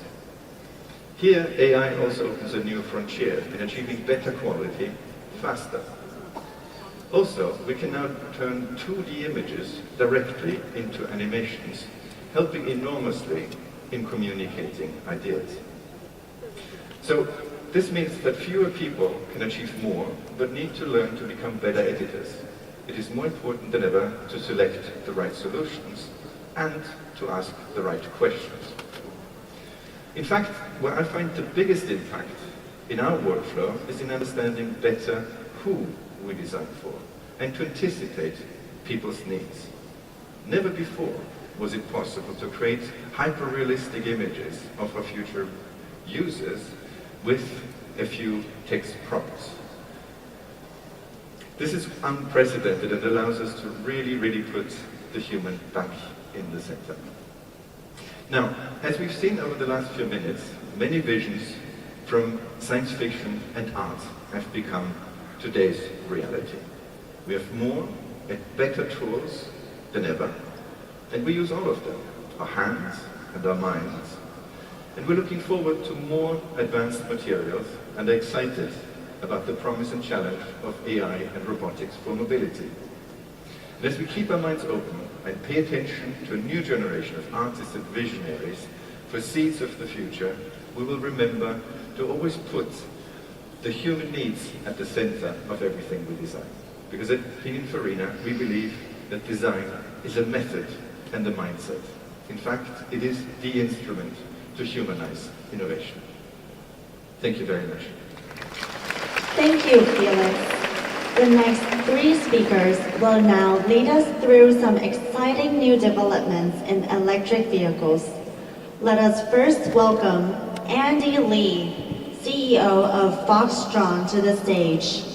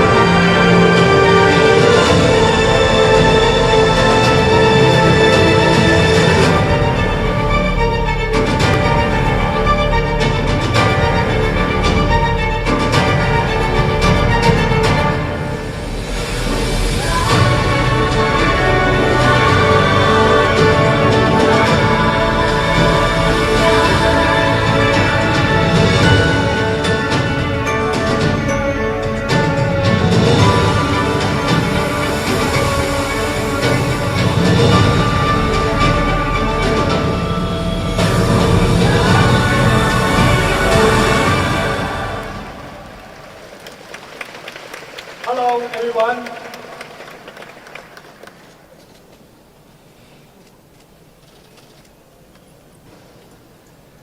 You must be wondering what this vehicle is all about. But before I introduce the product, I would like to talk about a company, Foxtron. Foxtron was founded in November 2020. We are a subsidiary of Foxconn. In less than 4 years, we have completed the passenger car product line, including B-segment crossover, C-segment SUV, D-segment lifestyle multi-purpose utility vehicles. Thais is going to tell you more about this in next session. And we had an E-segment sedan. In the E-Box product line, we have City Box Model T and Minibus Model U, which Emma will share more with you later as well. These are the reference vehicles that we are providing to our partners for their customizations. Partners can choose their preferred reference design to customize their car. That's why we call CDMS. Under the modular platform, we are able to combine the hardware module flexibly. With the software-defined E architecture, we have the capability to update all the major controllers in our car, achieving configurable hardware through software update. And this allows us to continuously improve user experience during the ownership. Additionally, this capability can also be used for vehicle production. Through the centralized controller, we can detect and confirm that each installed controller is properly assembled and functioning correctly. Let's talk about Model C. In Q1 of this year, Model C was launched in Taiwan. the market response was very good, and it quickly has become one of the best-selling electric cars in Taiwan. With the capability and the market track record now, partners from around the world are coming to seek opportunity for collaborations. Today, I'm excited to introduce our first Model C variant for US market. This is the car we have worked on with our partner from the United States. It is tailored for US market. Maintaining the original size and interior space of the Model C, we have enlarged the very core S-Start to reduce the wind drag at the front. Additionally, we have optimized the side mirror to further enhance aerodynamic efficiency. With the new design, it gives us a more streamlined and harmonious style. On the headlines, we have incorporated adaptive driving beam technologies that provides comprehensive illumination in various weather and road conditions. At the charging interface, we have also adopted NACS standard. This aligns the vehicle with the best charging network support in the US. In the design for the interiors, we have increased the use of soft touch materials and utilize ambient lighting to create a package suitable for the US market. The new steering wheel design incorporates rollers and physical buttons to make it more intuitive to use. On the central display, we have adopted an independent floating design. This allows us to have a larger and more convenient space in the front cabin. That should always give you a delightful drive. In the user interface, we collaborated with the team in the US to design a UI that meets the needs of the market. I would like to talk some more about this UI. Because the digital experience in the vehicles are very different from other devices. We explore countless concepts and approaches, all leading to the desire for a clear and simple interface. In addition to the digital changes, we introduced physical button which communicates feedback to the driver more precisely, improving safety with the flexibility of touchscreen functions. The Model C, designed together with our American partners, specifically for the US market, we are launching at the end of 2025. Stay tuned. Thank you. Thank you, Andy. Now, the moment for the first of two EV big reveals. Let's welcome to the stage Emma Lee, Product Planning Administrator at Foxtron.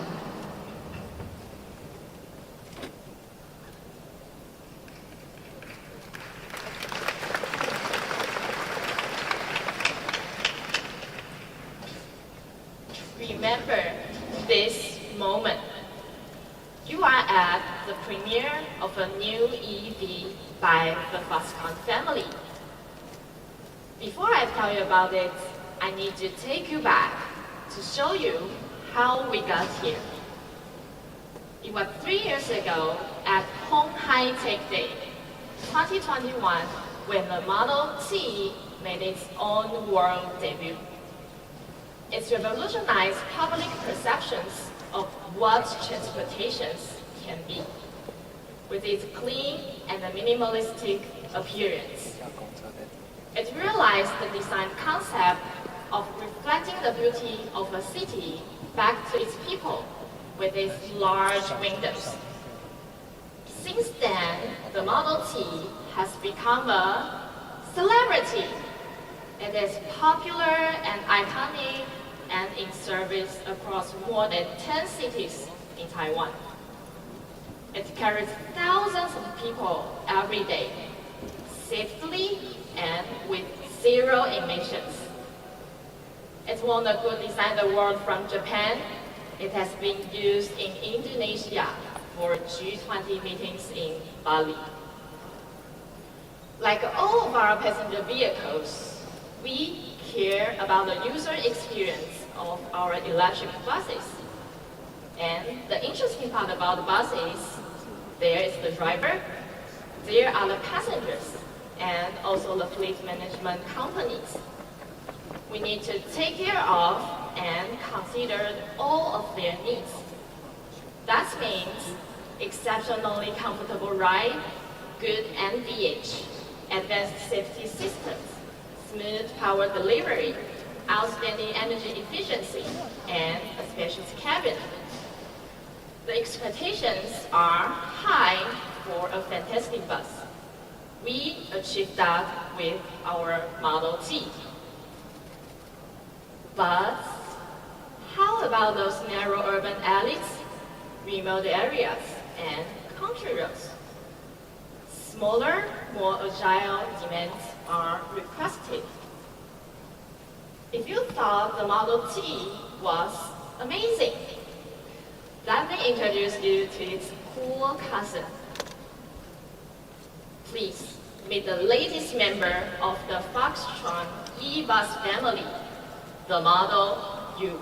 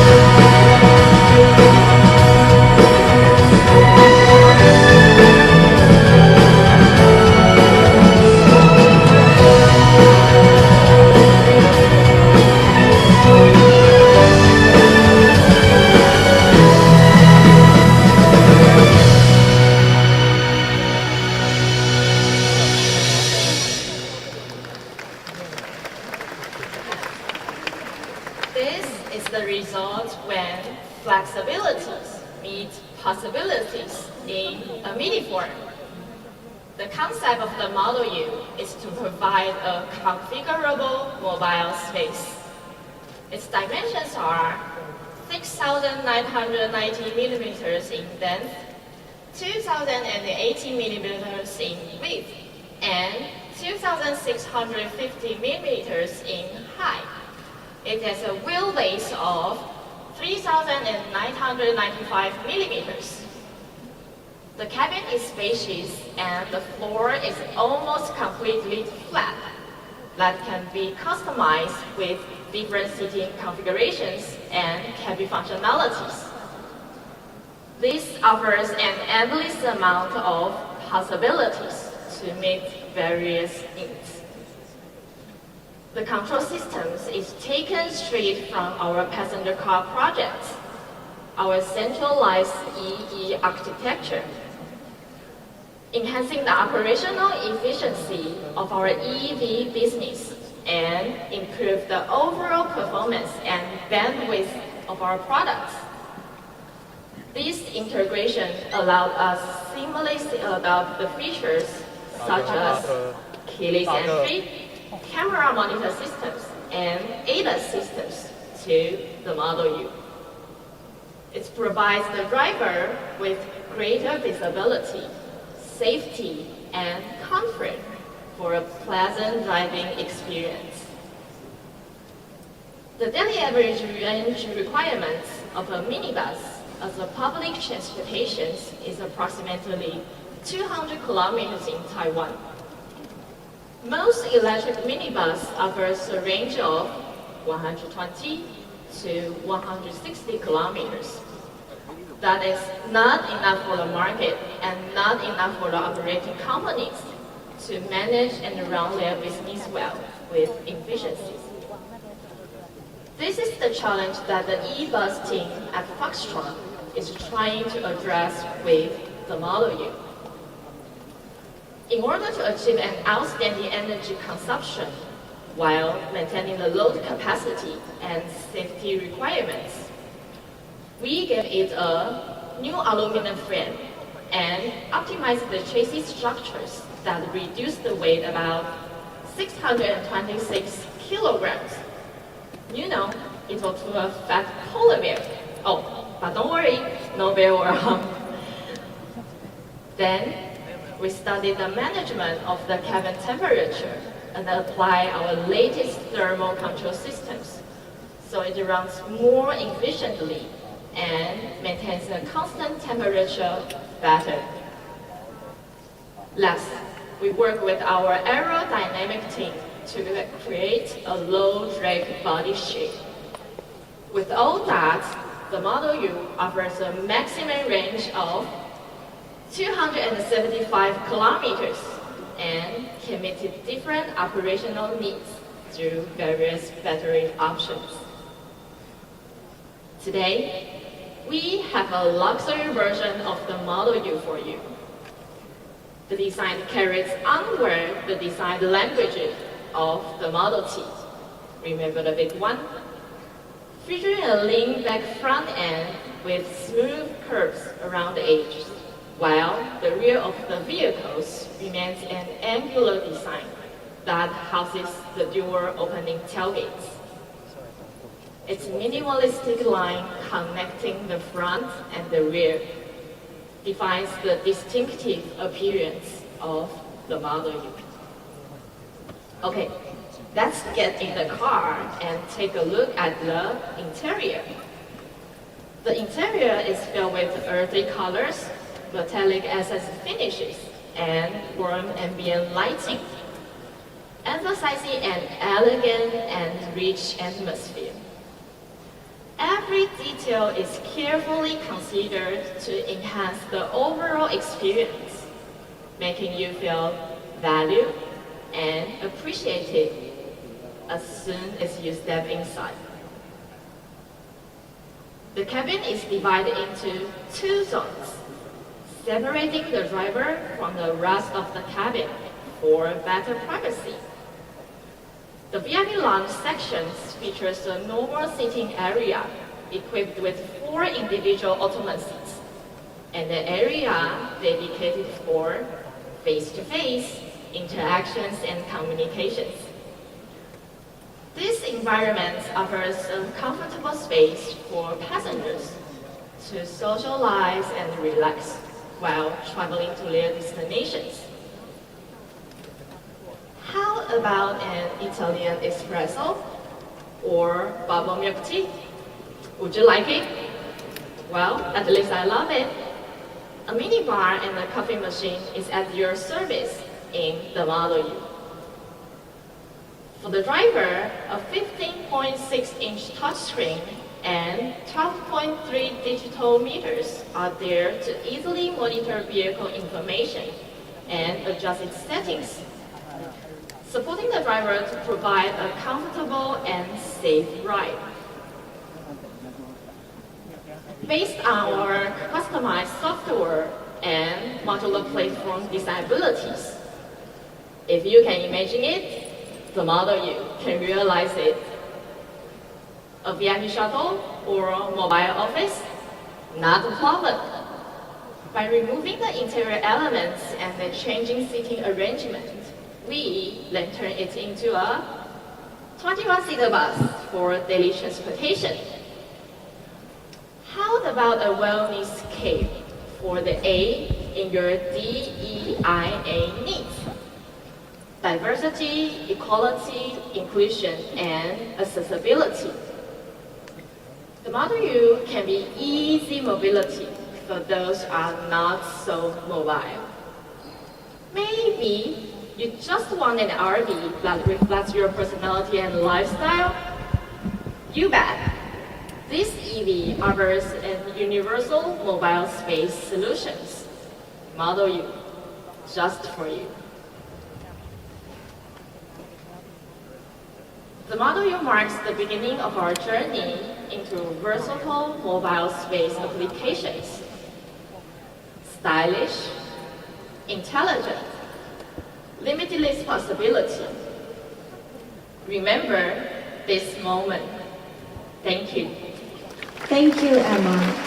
Now, the moment for the second of two EV, big reveals.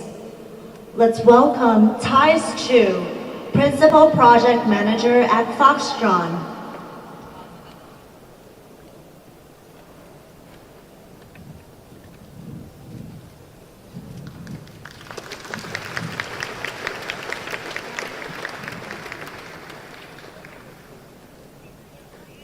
Good morning.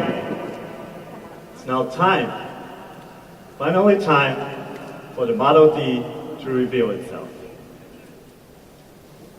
But before we go there, I'd like to share just a little bit more about Foxtron, to provide you the background and also the perspective of how we approach our business and product development. As Foxtron, we are working and operating within the bigger EV vision of Foxconn. And with that, we are an EV platform provider first. And the reason why we want to build reference vehicles is because we want to inspire what is possible with our platforms, to showcase what we are capable of, and to bring confidence to our partners, which requires proving ourselves more than just in design and engineering. It extends into having robust peripheral functions such as marketing, supplier management, logistics, IT system, after-sales support, and I can go on and on and on. But regardless of the requirements, the mission for Foxtron is very, very clear. We are here to provide EV solutions and to help the adaptation of EV cars.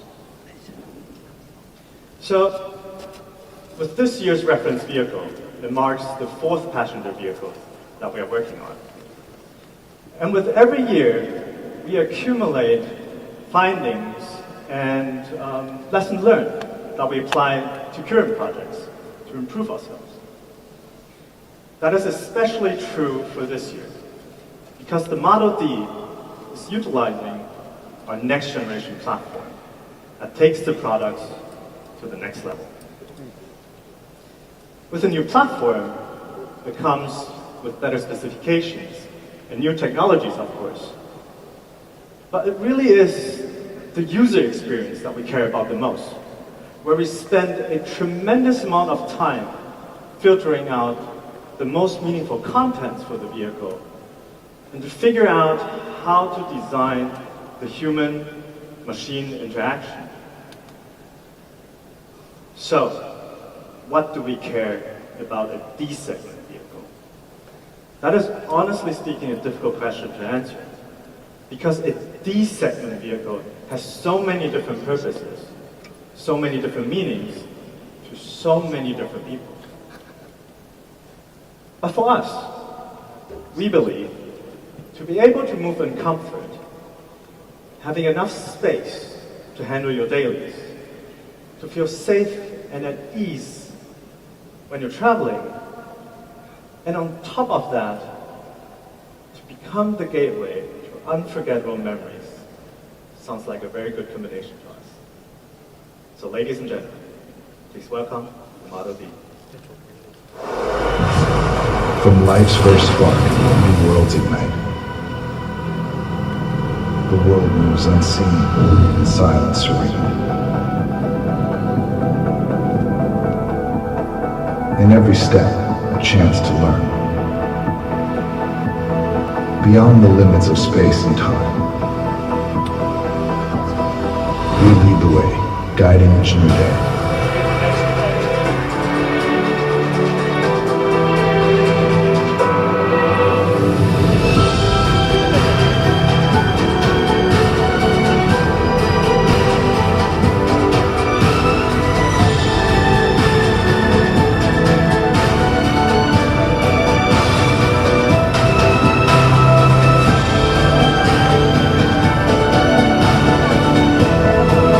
Technology makes the dream.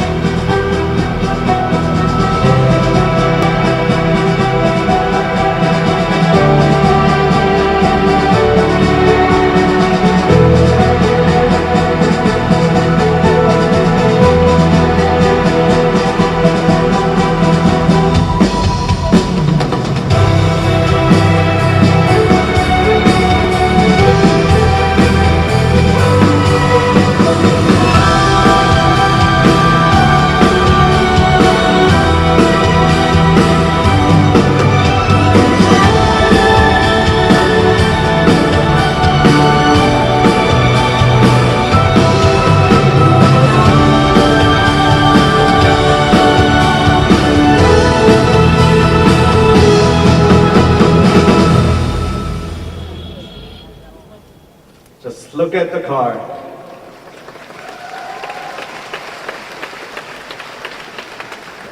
All right, let's start with the obvious. When we visually designed the Model D, we took inspiration of the distinctive light bar design which we first introduced on the Model E. This light bar design provides a very clean run-through of the vehicle, emphasizing the visual width of the car at the front and also at the rear. Dimensionally, it is 5195 millimeters in length, 1995 millimeters in width, and 1785 millimeters in height, paired with a wheelbase of 3200 millimeters. This package allowed us to provide a critical battery size for the range and offer a very spacious interior. However, we did not want to sacrifice the nimbleness of the vehicle. So by using the rear steering system that comes with the new platform, we shortened the turning radius to 5.5 meters. And that is amazing, because a 5.5 meters turning radius is about the same as what a B segment EV vehicle is doing right now. And that is 2 segments smaller than the Model D. For aerodynamic reasons, we maintained the S-Dock design and also the aircrane designs that are on the sides and the front, and paired that with a slightly sloped roofline, which helped us to reduce the frontal area and control the turbulence that is coming out of the vehicle, which also affects the wind noise, by the way, and bringing the drag coefficient of this vehicle down to a very low 0.23. This drag coefficient is not just achieved by the shape of the vehicle alone, though. It is aided by the active suspension that we implemented to the new platform. That lowers the vehicle by about 15 to 25 millimeters when you're traveling at higher speeds. So, with all the bells and whistles that the vehicle comes with, we are estimating a range of 800 kilometers on a single charge. But the range, like I said in the beginning, is not the most important thing here. It is the user experience. And that is to provide the luxury not to worry about the range and make it easy, really, really easy and comfortable for everyday use. So the total story, the total range of the vehicle is only part of the story. Another part is the charging speed. Benefited by the 800-volt powertrain system that comes with the new platform, the charging time is now significantly faster, meaning 350 kilometers in just 10 minutes. 10 minutes of charging. And that is the distance from Taipei to Kaohsiung, which is on the other side of Taiwan, in just 10 minutes. And then there's another element that is related to this.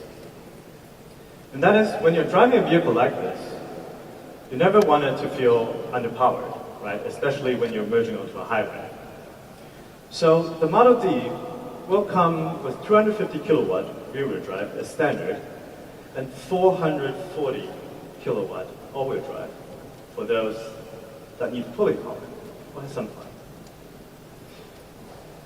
Before we move to the inside of the vehicle, I'd like to take your attention to the cameras that are on this car. These cameras belong to the latest ADAS system that we are developing that assists the driver moving from point A to point B under supervised conditions, NOA, navigate on autopilot as we call it, making long journeys, especially long journeys, so much more relaxing and enjoyable to drive. Or sometimes we can say to be driven in, depending on your definition.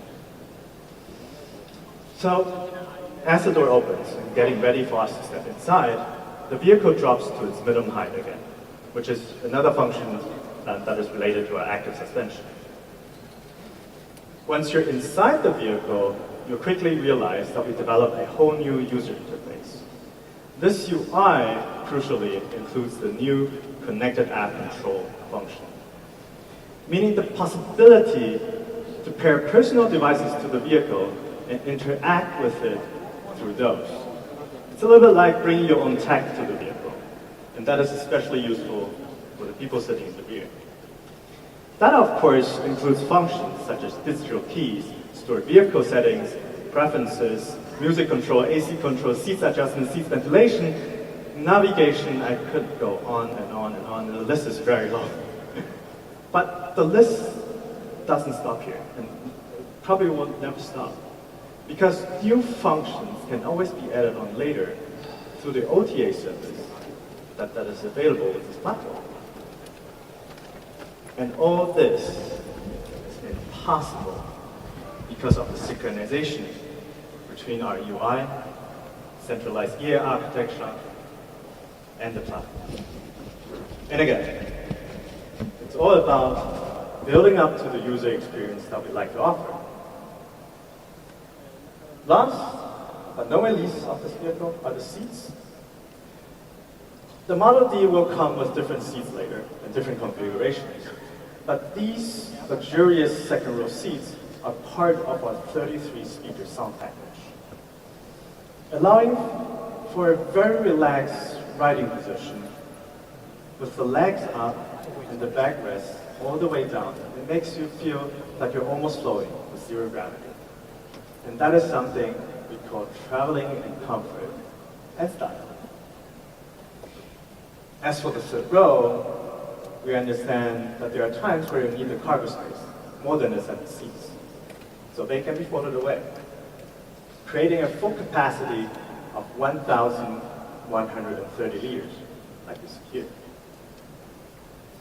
And that is the Model D, for now. With the developments it will still go through, we urge ourselves to make it a product that is as much as possible focused on the user. Because the Model D stands for a dedication of the entire Foxconn family to excellence. And with that, thank you all for listening today. Thank you, Charles, and all of our morning speakers. Let us now invite back to the stage Foxconn Chairman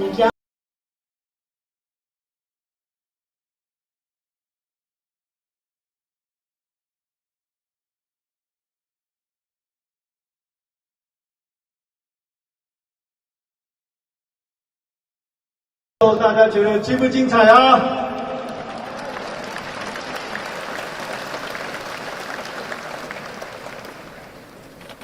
？I think for the closing remark, I'm going to speak in Mandarin.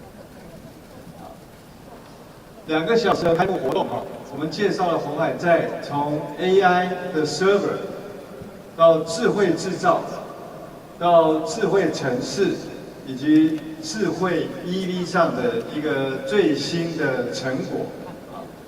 在开场的 AI 的对谈中呢，我们分享了鸿海和 NVIDIA 如何在携手来推动 AI 技术的进步上，加速了下一次的这个工业的革命啊。我们大家都知道，鸿海有很强的制造能力。刚刚我也为大家说明了我们如何运用 AI 以及伙伴的解决方案，来落实了我们的智慧制造。在智慧这个城市的部分呢，我们也透过了跟顶尖企业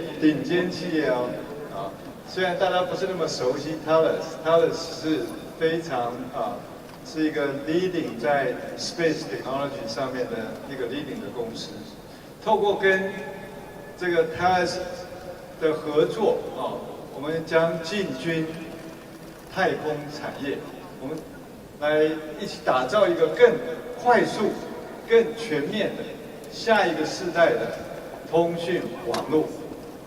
另外，在智慧电动车的领域，大家都看到了，我们推出了2款全新的电动车型 ，Model D 跟 Model U。这使得我们这个鸿海在电动车的家族更加的完整、更加的壮大。同时，我们也会结合我们更多的储能的伙伴，一起来建立一个完整的绿色供应链。而在接下来的1天半时间里，我们还邀请了一些包括诺贝尔奖得主在内，总共有60位世界一流的专家学者们，会在这个各个论坛里面一一跟大家来分享我们在全球最新的科研技术。我也要利用这个机会，特别谢谢我们所有参与的合作伙伴们。今年的分论坛和展览，因为有你们，所以这个更加的这个精彩。同时，我也要感谢我们的团队们，包括鸿华先进，以及投入电池、电机、电控，还有这个软体以及 IC 设计的同仁们，经过过去3年的打拼，充分的展现出来鸿海集团 time to 这个 market， 还有 time to cost 的鸿海速度。最后，我也要感谢我们这个筹办的团队在过去半年的时间筹办了这个活动，也非常感谢他们所付出的辛劳。最后，也是最重要的，我要感谢在座的各位这个贵宾们我们的贵宾有来自我们的合作伙伴，还有来自20个国家的外交使节以及我们 MIH 的一些伙伴，当然最重要的就是我们的有一些是我们的股东们。谢谢你们来参加我们的鸿海科技日，来见证我们台湾在科技发展上面的一些努力的一些成果。我也期盼鸿海科技日能够起到一个带头的作用，未来可以有越来越多的台湾科技公司举办类似的展演，大家一起来把台湾最好的科技成就来展现给全世界。而我们鸿海一定会和大家一起来努力，来打造一个更美好的世界，更美好的未来。谢谢大家，我们明年再见，谢谢。Thank you, Chairman Liu, and all our distinguished guests. We invite you to enjoy the specially prepared meals in the dining area, and after that, please feel free to explore the exhibition. Thank you for your enthusiastic participation this morning. We look forward to seeing you again next year. Thank you.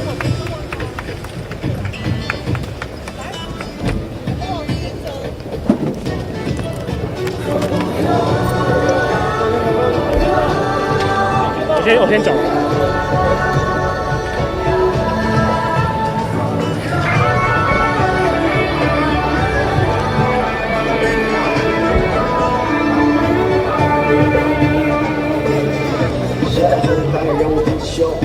让我不再需要低着头，瞳孔里藏着的一个梦，开始烧着，让我带着这份骄傲振作。Been a long time, haven't no不同。Been a long time，不知怎么做。每个主爱让我更加的放大，尽量没有什么事是真的冲突。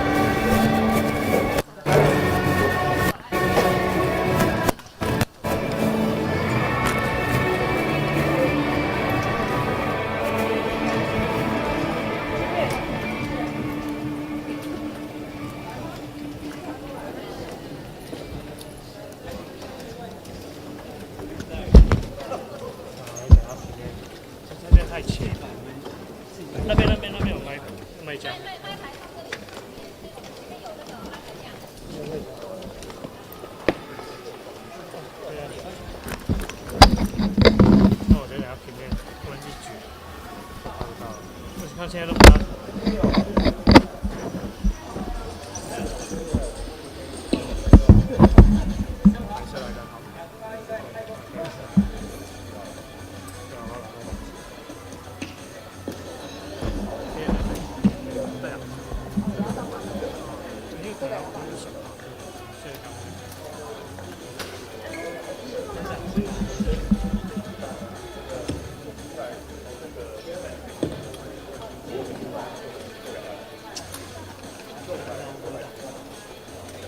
我觉得会啊，今天都拍到头了。哦，他会可以在后面一点。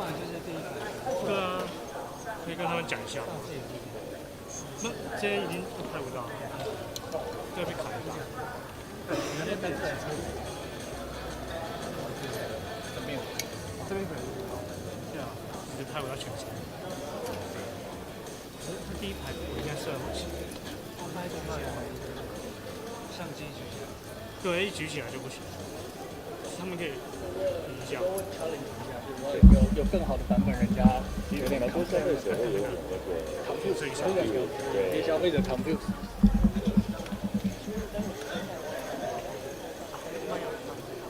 有拍到吗？好，好，平面吗？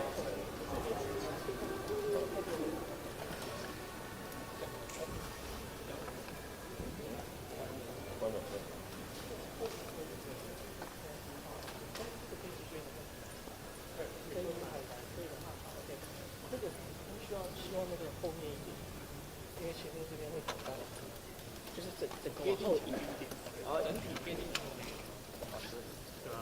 这样会比较好。不然，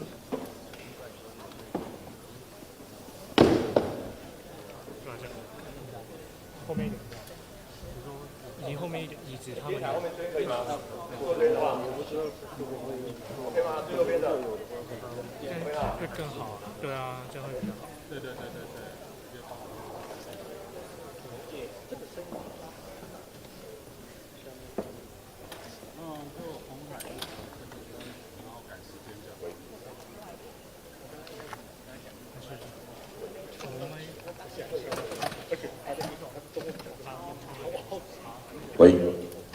喂，媒体朋友，那声音 OK 吗？麦克风，这样清楚吗？测试123，123。好，谢谢大家。接下来这一场完之后，可能要在里面的booth还有很多的展区的内容，欢迎大家过去参观，可以吗 ？OK 哈。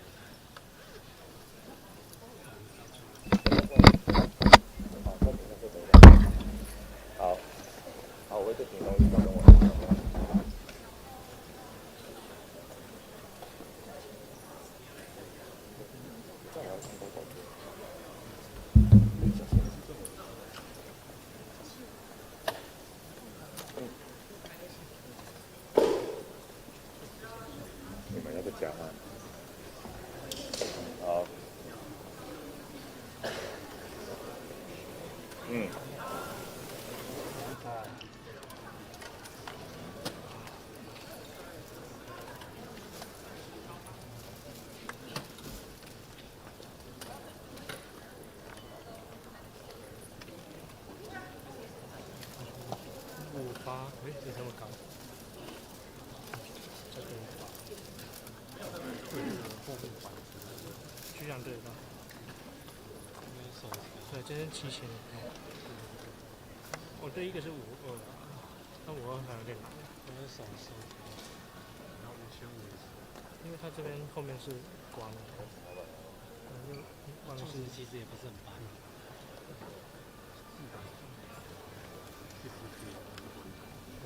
对，地板大概5000，对衣服都是5200，对啊5000。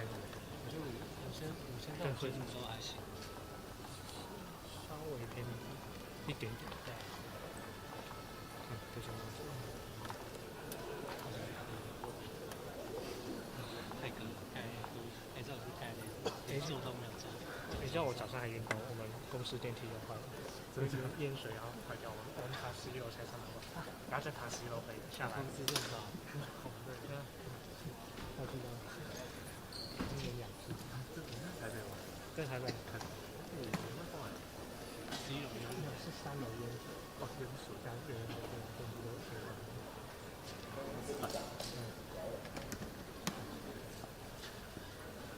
是11楼吗？是3楼淹水，然后我们是11楼，太久，领导是几个？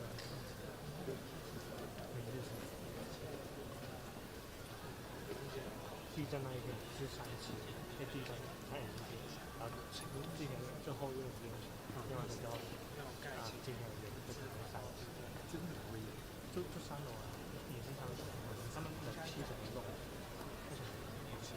对，3次，因为刚修好，所以会电梯的木板要换，它用到电梯里面，对，因为它就整个剩下的，对啊。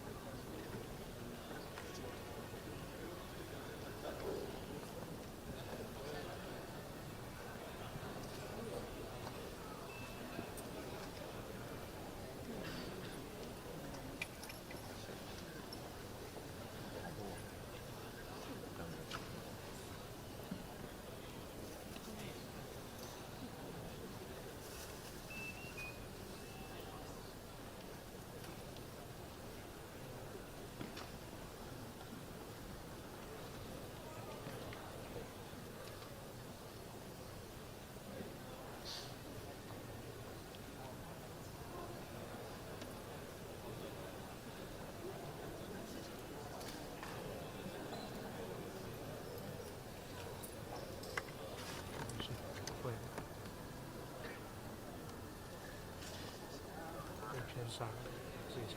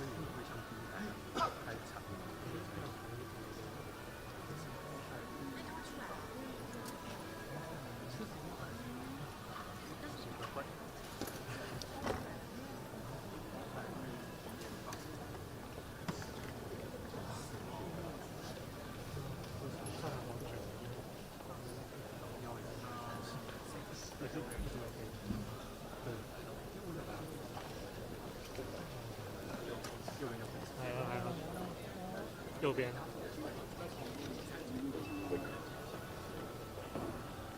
我俩边拍照。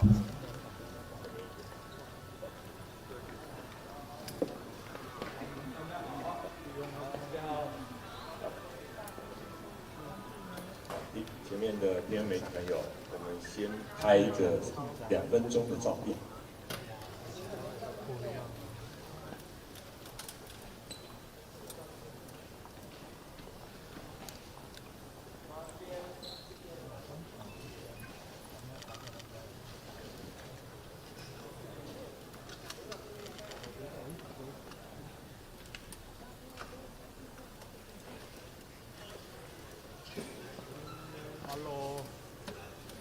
好 ，OK 了吗？还有一个左边。等一下，我们后面媒体朋友，远方一点，挥手那个。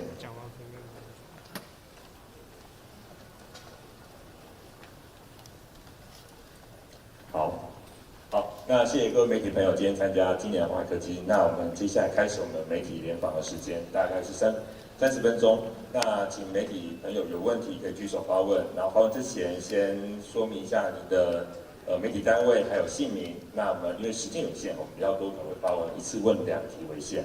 好，我们第一个问题，龙峰刚第一个举手。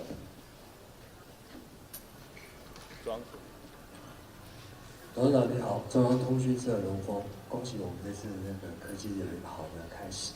然后我想请教第一个问题就是说，刚才我们在那个论坛中其实有谈到跟辉达 GP200伺服器的合作的进展啊，还有就是我们的努力。那我想请问就是说，明年的话，我们跟辉达在那个新的 B300、GP300 伺服器这边的合作进展、架构、目标大概是怎么样？这是第一个问题。第二个问题是说，董事长您可以分享一下对于今年还有明年全球电动车市况的看法？因为现在包括中国、欧洲、日本、美国主要电动车市场，规模有下滑的迹象。那还有就是说，欧美现在开始对中国电动车课以高关税，这个部分你对全球市况有什么样的见解跟分享？谢谢。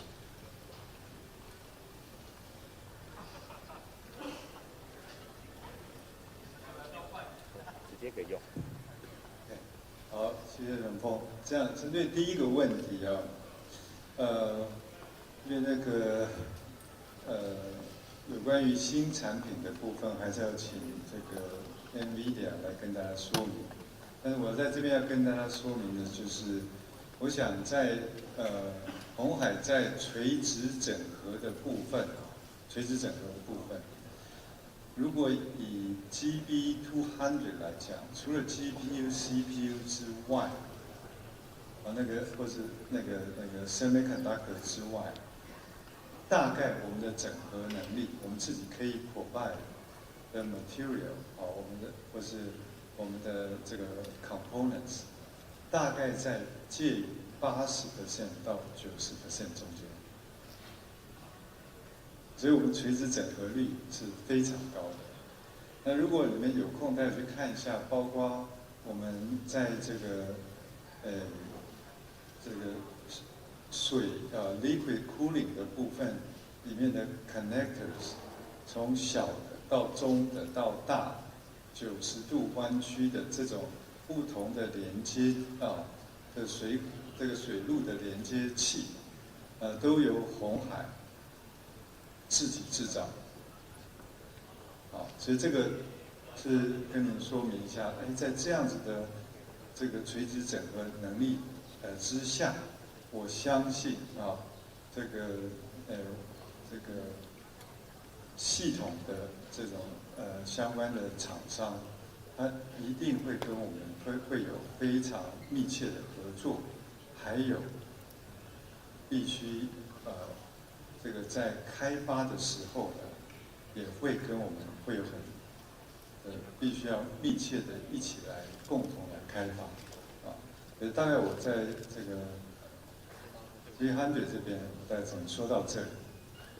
至于在现在的 EV 的状况，跟我们当初预期的其实是非常接近的。这个时间呢，我觉得可能会 last 另外1到2年左右。那跟我们的预期为什么会很接近呢？我们那时候预期2件事。第一个预期的是，这个因为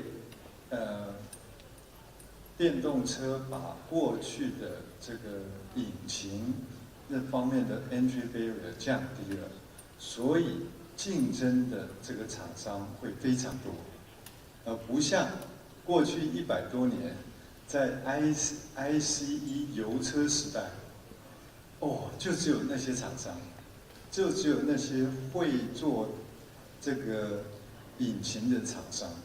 今天如果大家看看在中国的状况，还有其他国家的状况，可能几百家都可以做 EV。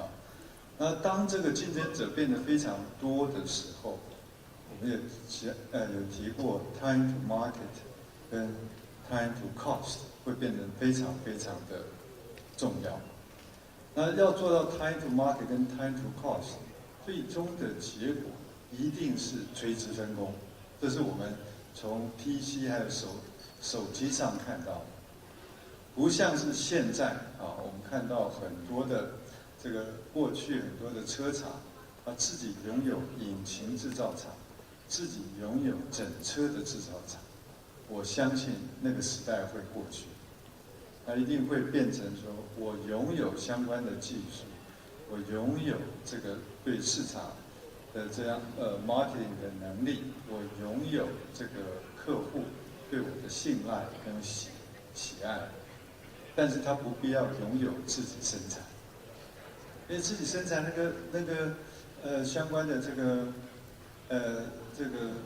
附加价值是相对低的对这个整车OEM来讲，所以这个是我们看到的。过去我们在3、4年前预测的结果跟我们那时候预测是一样。在那个时候我们就提出来，如果发生这样情形的话，你一定要平台模组化、标准化、平台化这就是我们现在在走的如果你看我们有那么多的这个车子里面的这个底盘，大致上都是同一个底盘，大致上都是。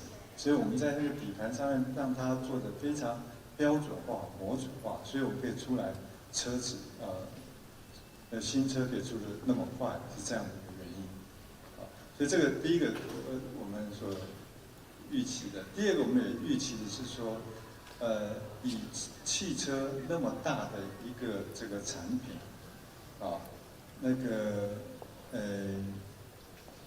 这个regional manufacturing 是绝对是一个方向。它一定是会这个或是在当地区制造，或是在当地国家制造。所以我们也在这方面提前布局了好几个国家。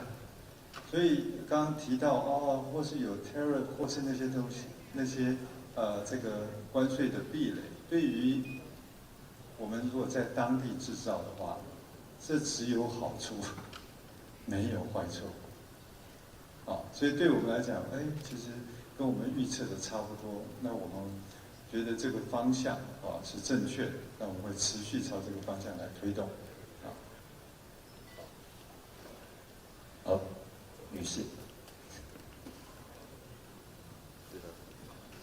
董事长你好，我是Nikkei 的 Loli， 想要请问一下，因为刚刚其实在台上的时候 ，Benjamin 有提到说，就是鸿海现在正在进行地球上最大的一个for GB200 的一个 facility， 但是他说他不方便说是在哪里，但是我想说董事长应该可以帮我们稍微再 elaborate 一下，就是我们现在正在打造这个全世界最大这个for GB200 的这个location 是怎么样，然后以及就是因为前阵子我们听到关于这个最复杂的这个系统有很多 supply chain 的 bottlenecks， 那现在进入到今年的最后一个季度了，是不是这些 supply chain 的 bottlenecks 或是 learning curve 是不是都已经一一的顺利的解决了呢？是不是开始要准备开始出货量产出货了呢？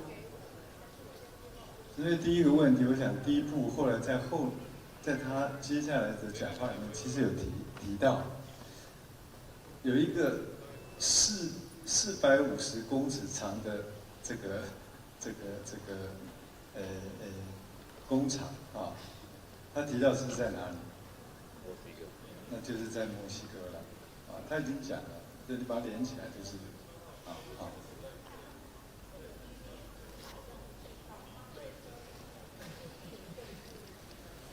关系嘛，在 location 或是在一些capacity 的 expansion 的时候，会需要考量这样子的地缘政治的风险。这个部分我也觉得未来在 server 上面的制造你有听过 sovereignty AI？ 然后我也再提出来一个 sovereignty 的 server， 那是什么意思？这是可能未来 server 的制造会在当地国家制造给当地国家用，大概会，我们所看到的方向大概是朝这个方向在发展中，这样。因为如果这个 AI， 那谈到 sovereignty 的 AI， 就是它里面有很多跟国家非常机密的这些相关的资讯在里面。那这些 AI 相关的软体跑在 AI 相关的 server， 那个 server 那个 hardware， 它是不是也变得非常非常机密？也要确认它的 security。所以我觉得这两个这会是未来的方向，好不好？好，下一个。第二个问题。supply chain bottleneck 是这样，就是刚我提到，鸿海大概在垂直整合里面，才是现在看到这个 server 供应商里面最完整，所以对鸿海来讲，这个供应链的问题大致上就是我们自己的问题。那我们自己可以 control。那当然除了那些 IC components 之外啦，现在大部分都是我们自己可以努力的。那所以当大家都在谈供应链有问题的时候，我们并没有太大的感觉。这个跟你们说明一下。好，下一位。好，那欢迎。董事长好，金周刊刘欢迎，请教董事长一个问题，就是我们今年第一季的法说，还有今年鸿华先进的股东会，您都有提到我们今年对于日本潜在客户的一些进度。那想请问董事长，就是我们电动车这一块在针对日本市场，那我们接下来大概会有看到什么样的可能预期的一些成果？因为上半年有提到过，下半年可能会发表一些东西，所以我们看到日本市场的机会，还有我们的策略，大概是能请董事长说明一下哦。然后我会让我们 Seki 长来回答这个问题。And actually, I have one more question for Mr. Seki. This is Walter Liu from the Business Today. I think we just see the Model A today. I think, if I'm not mistaken, it's the first time we see it. And can you tell us more about your design thinking behind Model A, and what do you think what opportunity that Model A may have in penetrating or acquiring more Japanese customers, especially the established car makers? Thank you. Thank you. Thank you very much. First, automotive market in Japan, I think it's almost flat and slightly recovering compared with 22, 23 because those are too low. But compared with like 19, 18, I think it's still low levels. And then electrification is almost frozen. So we are very motivated to stimulate the Japan EV market. That's a Japan market. And, come back to your second question, Model A. Thank you very much for asking Model A. Model A, this is like between B and C segment MPVs, and then we are using a Model B platforms. So when we say B segment, vehicle width is very large, and then we determined to move ahead for this car like May. So we brought that car by 4 months. By the way, Model U, we determined go ahead in February. So Foxtron brought moving Model U by 7 months. Very, very fast. But, you know, we have a value to bring those in this conference very early because we don't do B2C. We are doing B2B. So we don't have so much sensitivity of the freshness of model. Rather we stick freshness of models and then keep our inside. I prefer to bring a public stage to bring a more customer want to use those cars. That's why we brought. And then we are, many people already knocking our door. They are interested in Model 8. Typical usage is family car. And then currently what we brought is two-row. We are going to extend the length to the third rows. And then, one of the characteristics of that car is we can make some height change without changing A-pillars. So we can use that car for taxis or last 1 mile deliveries. There are so many users, not only Japan, Taiwan, but also Southeast Asia. So that's what we are looking for. By the way, some of you watched a video from Sharp. It's LDK Plus. That car is base Model A. We will extend that car, and then we want to provide, bring into some sharpness, sharp thick technology into that car, and then stimulate more in Japan market. 那下一个，老肖。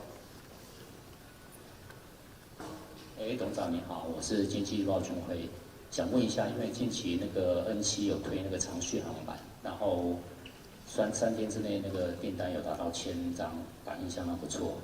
然后，但是有些人认为说是买早了，因为长续航版的那个 CP 值比较高。那另外还有是北美市场，你刚刚有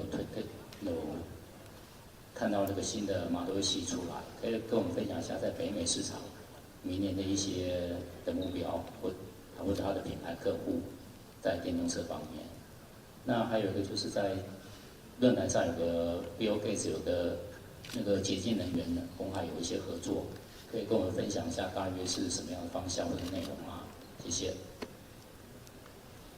那个针对于 Model C 的长程版所大家的一些这不同的想法哦，还有在这个美国象的新车的状况。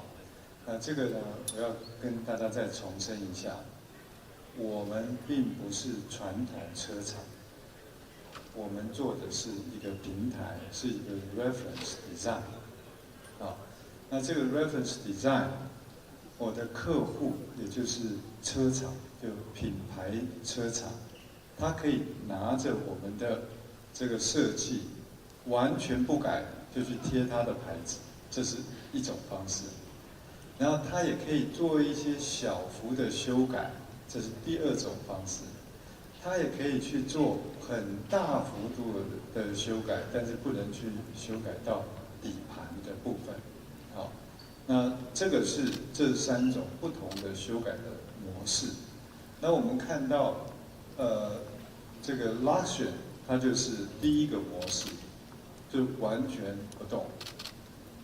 好，那个北美的这个部分，它做了2层的修改，所以它长得不太一样。好，但是因为它用了我们大概这个7、8层现有的设计，所以它可以很快的出来。好，那这是北美的这个客户的情况。那至于说，只用底盘的这个来设计车子的这个客户是谁呢？就像是刚刚讲的 Model A， 或是 Shop 它可以基于我们的底盘去做一个完全长相不一样的东西，啊，所以这就是我们 CBMS 它 disruptive 的地方。那所以当你们去思考鸿海在做什么的时候，我们 announce 的都是一个 reference design。这个车子如果没有这个品牌客户愿意去用，它就不会在市面上。好，所以用这个听完这个解释之后，就有关于这个车子在市面上怎么卖，客户他对这个有什么样在卖上面有什么不同的抱怨，那都是我们客户他的 responsibility， 因为他要去做这个决定。好，就像北美象为什么长这个样子，是他的决定啊。那为什么在这个 Luxury 长那个样子，这是他的决定。然后他要怎么卖，什么时候推出，卖多少钱，这是他的决定。好，所以在这方面，我首先跟你说明一下，好不好？这样子，希望间接回答你说，那些问题啊，请你去问那些我们的客户，他会更清楚，好不好？好，那这是第一题，第二题是什么？Bill Gates 这边就是，其实呢，在我们在做 EV 的时候就已经 sense 到说，因为 EV 这里面最主要的 components 占成本最高的就是 battery。那这个 battery 呢，它除了可以做这个 EV 之外，它也可以去做这个储能电池。所以当初我们去做 battery 的时候，就已经朝着这个2个方向来设计我们的这个 battery cell。那很快的，大家就会看到就听到说我们在高雄的这个电芯厂即将就要开始量产那这个量产的电芯，它可以用在这个 ESS 上面，也可以用在这个 EV 上。所以这些如果用在 ESS 上面，就跟 energy 就强相关；如果用在车子上面，它跟这个 energy 就弱相关。它弱相关是说，它可能在车上，在需要的时候，它可以暂时用变成 energy， 就是我们在跟 One 合作的那个领域里面。那另外一种是，它是100% 在做 energy， 就像我们跟这个 Vernova 他们专门做 energy， 他们需要专门的电池去做 energy， 那这个是另外一个合作。那跟这个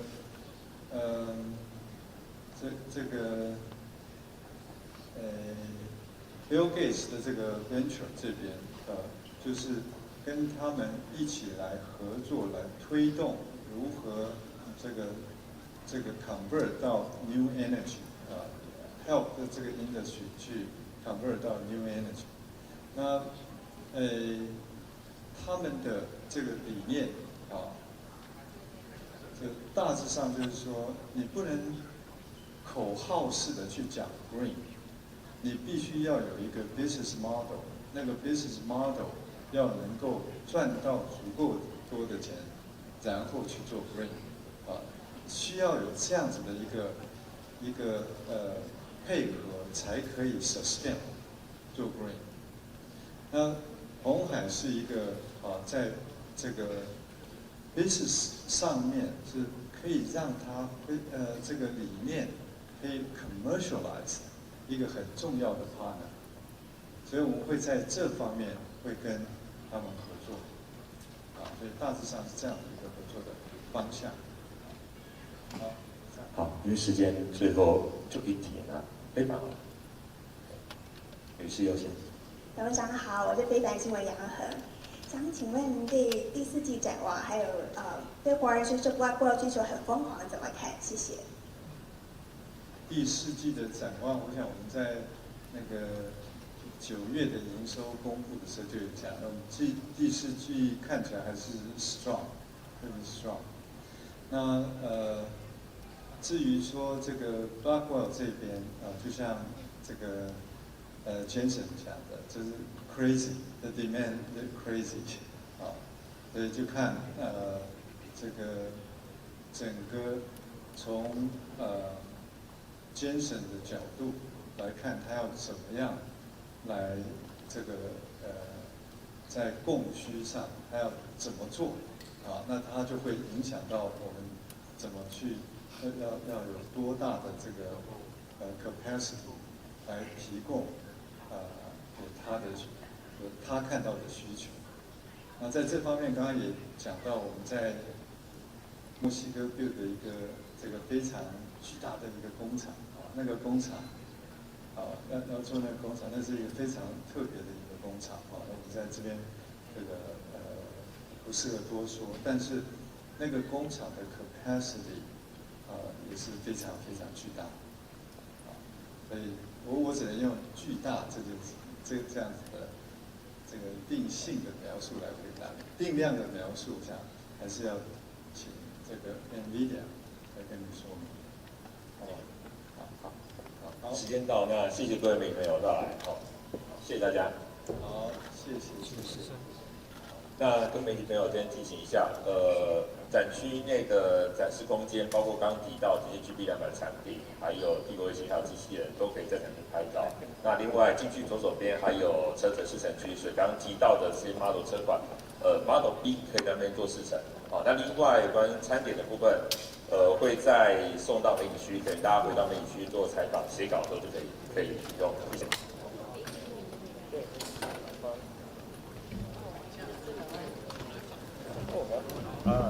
网友，要不要加了？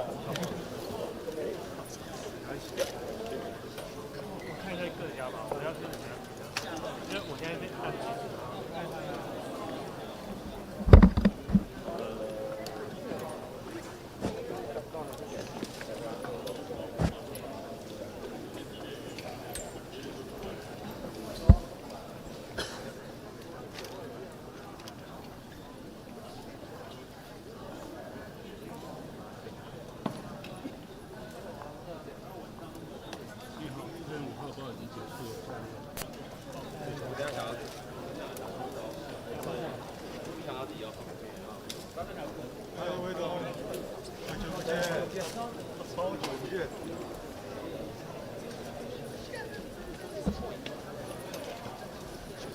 谢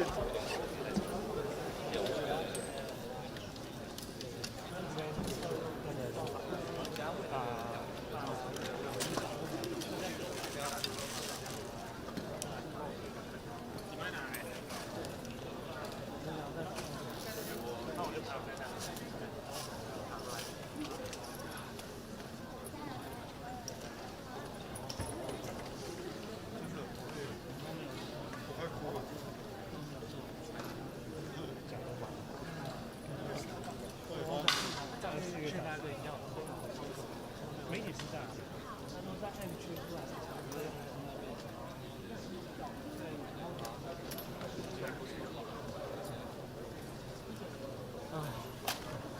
这里都拍完了，进去再补拍，因为刚刚那2台车轮都拍不到，要怎么拍？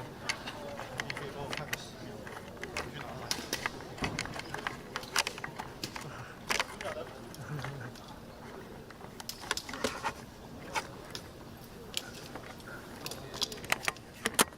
各位，4个小时没喝。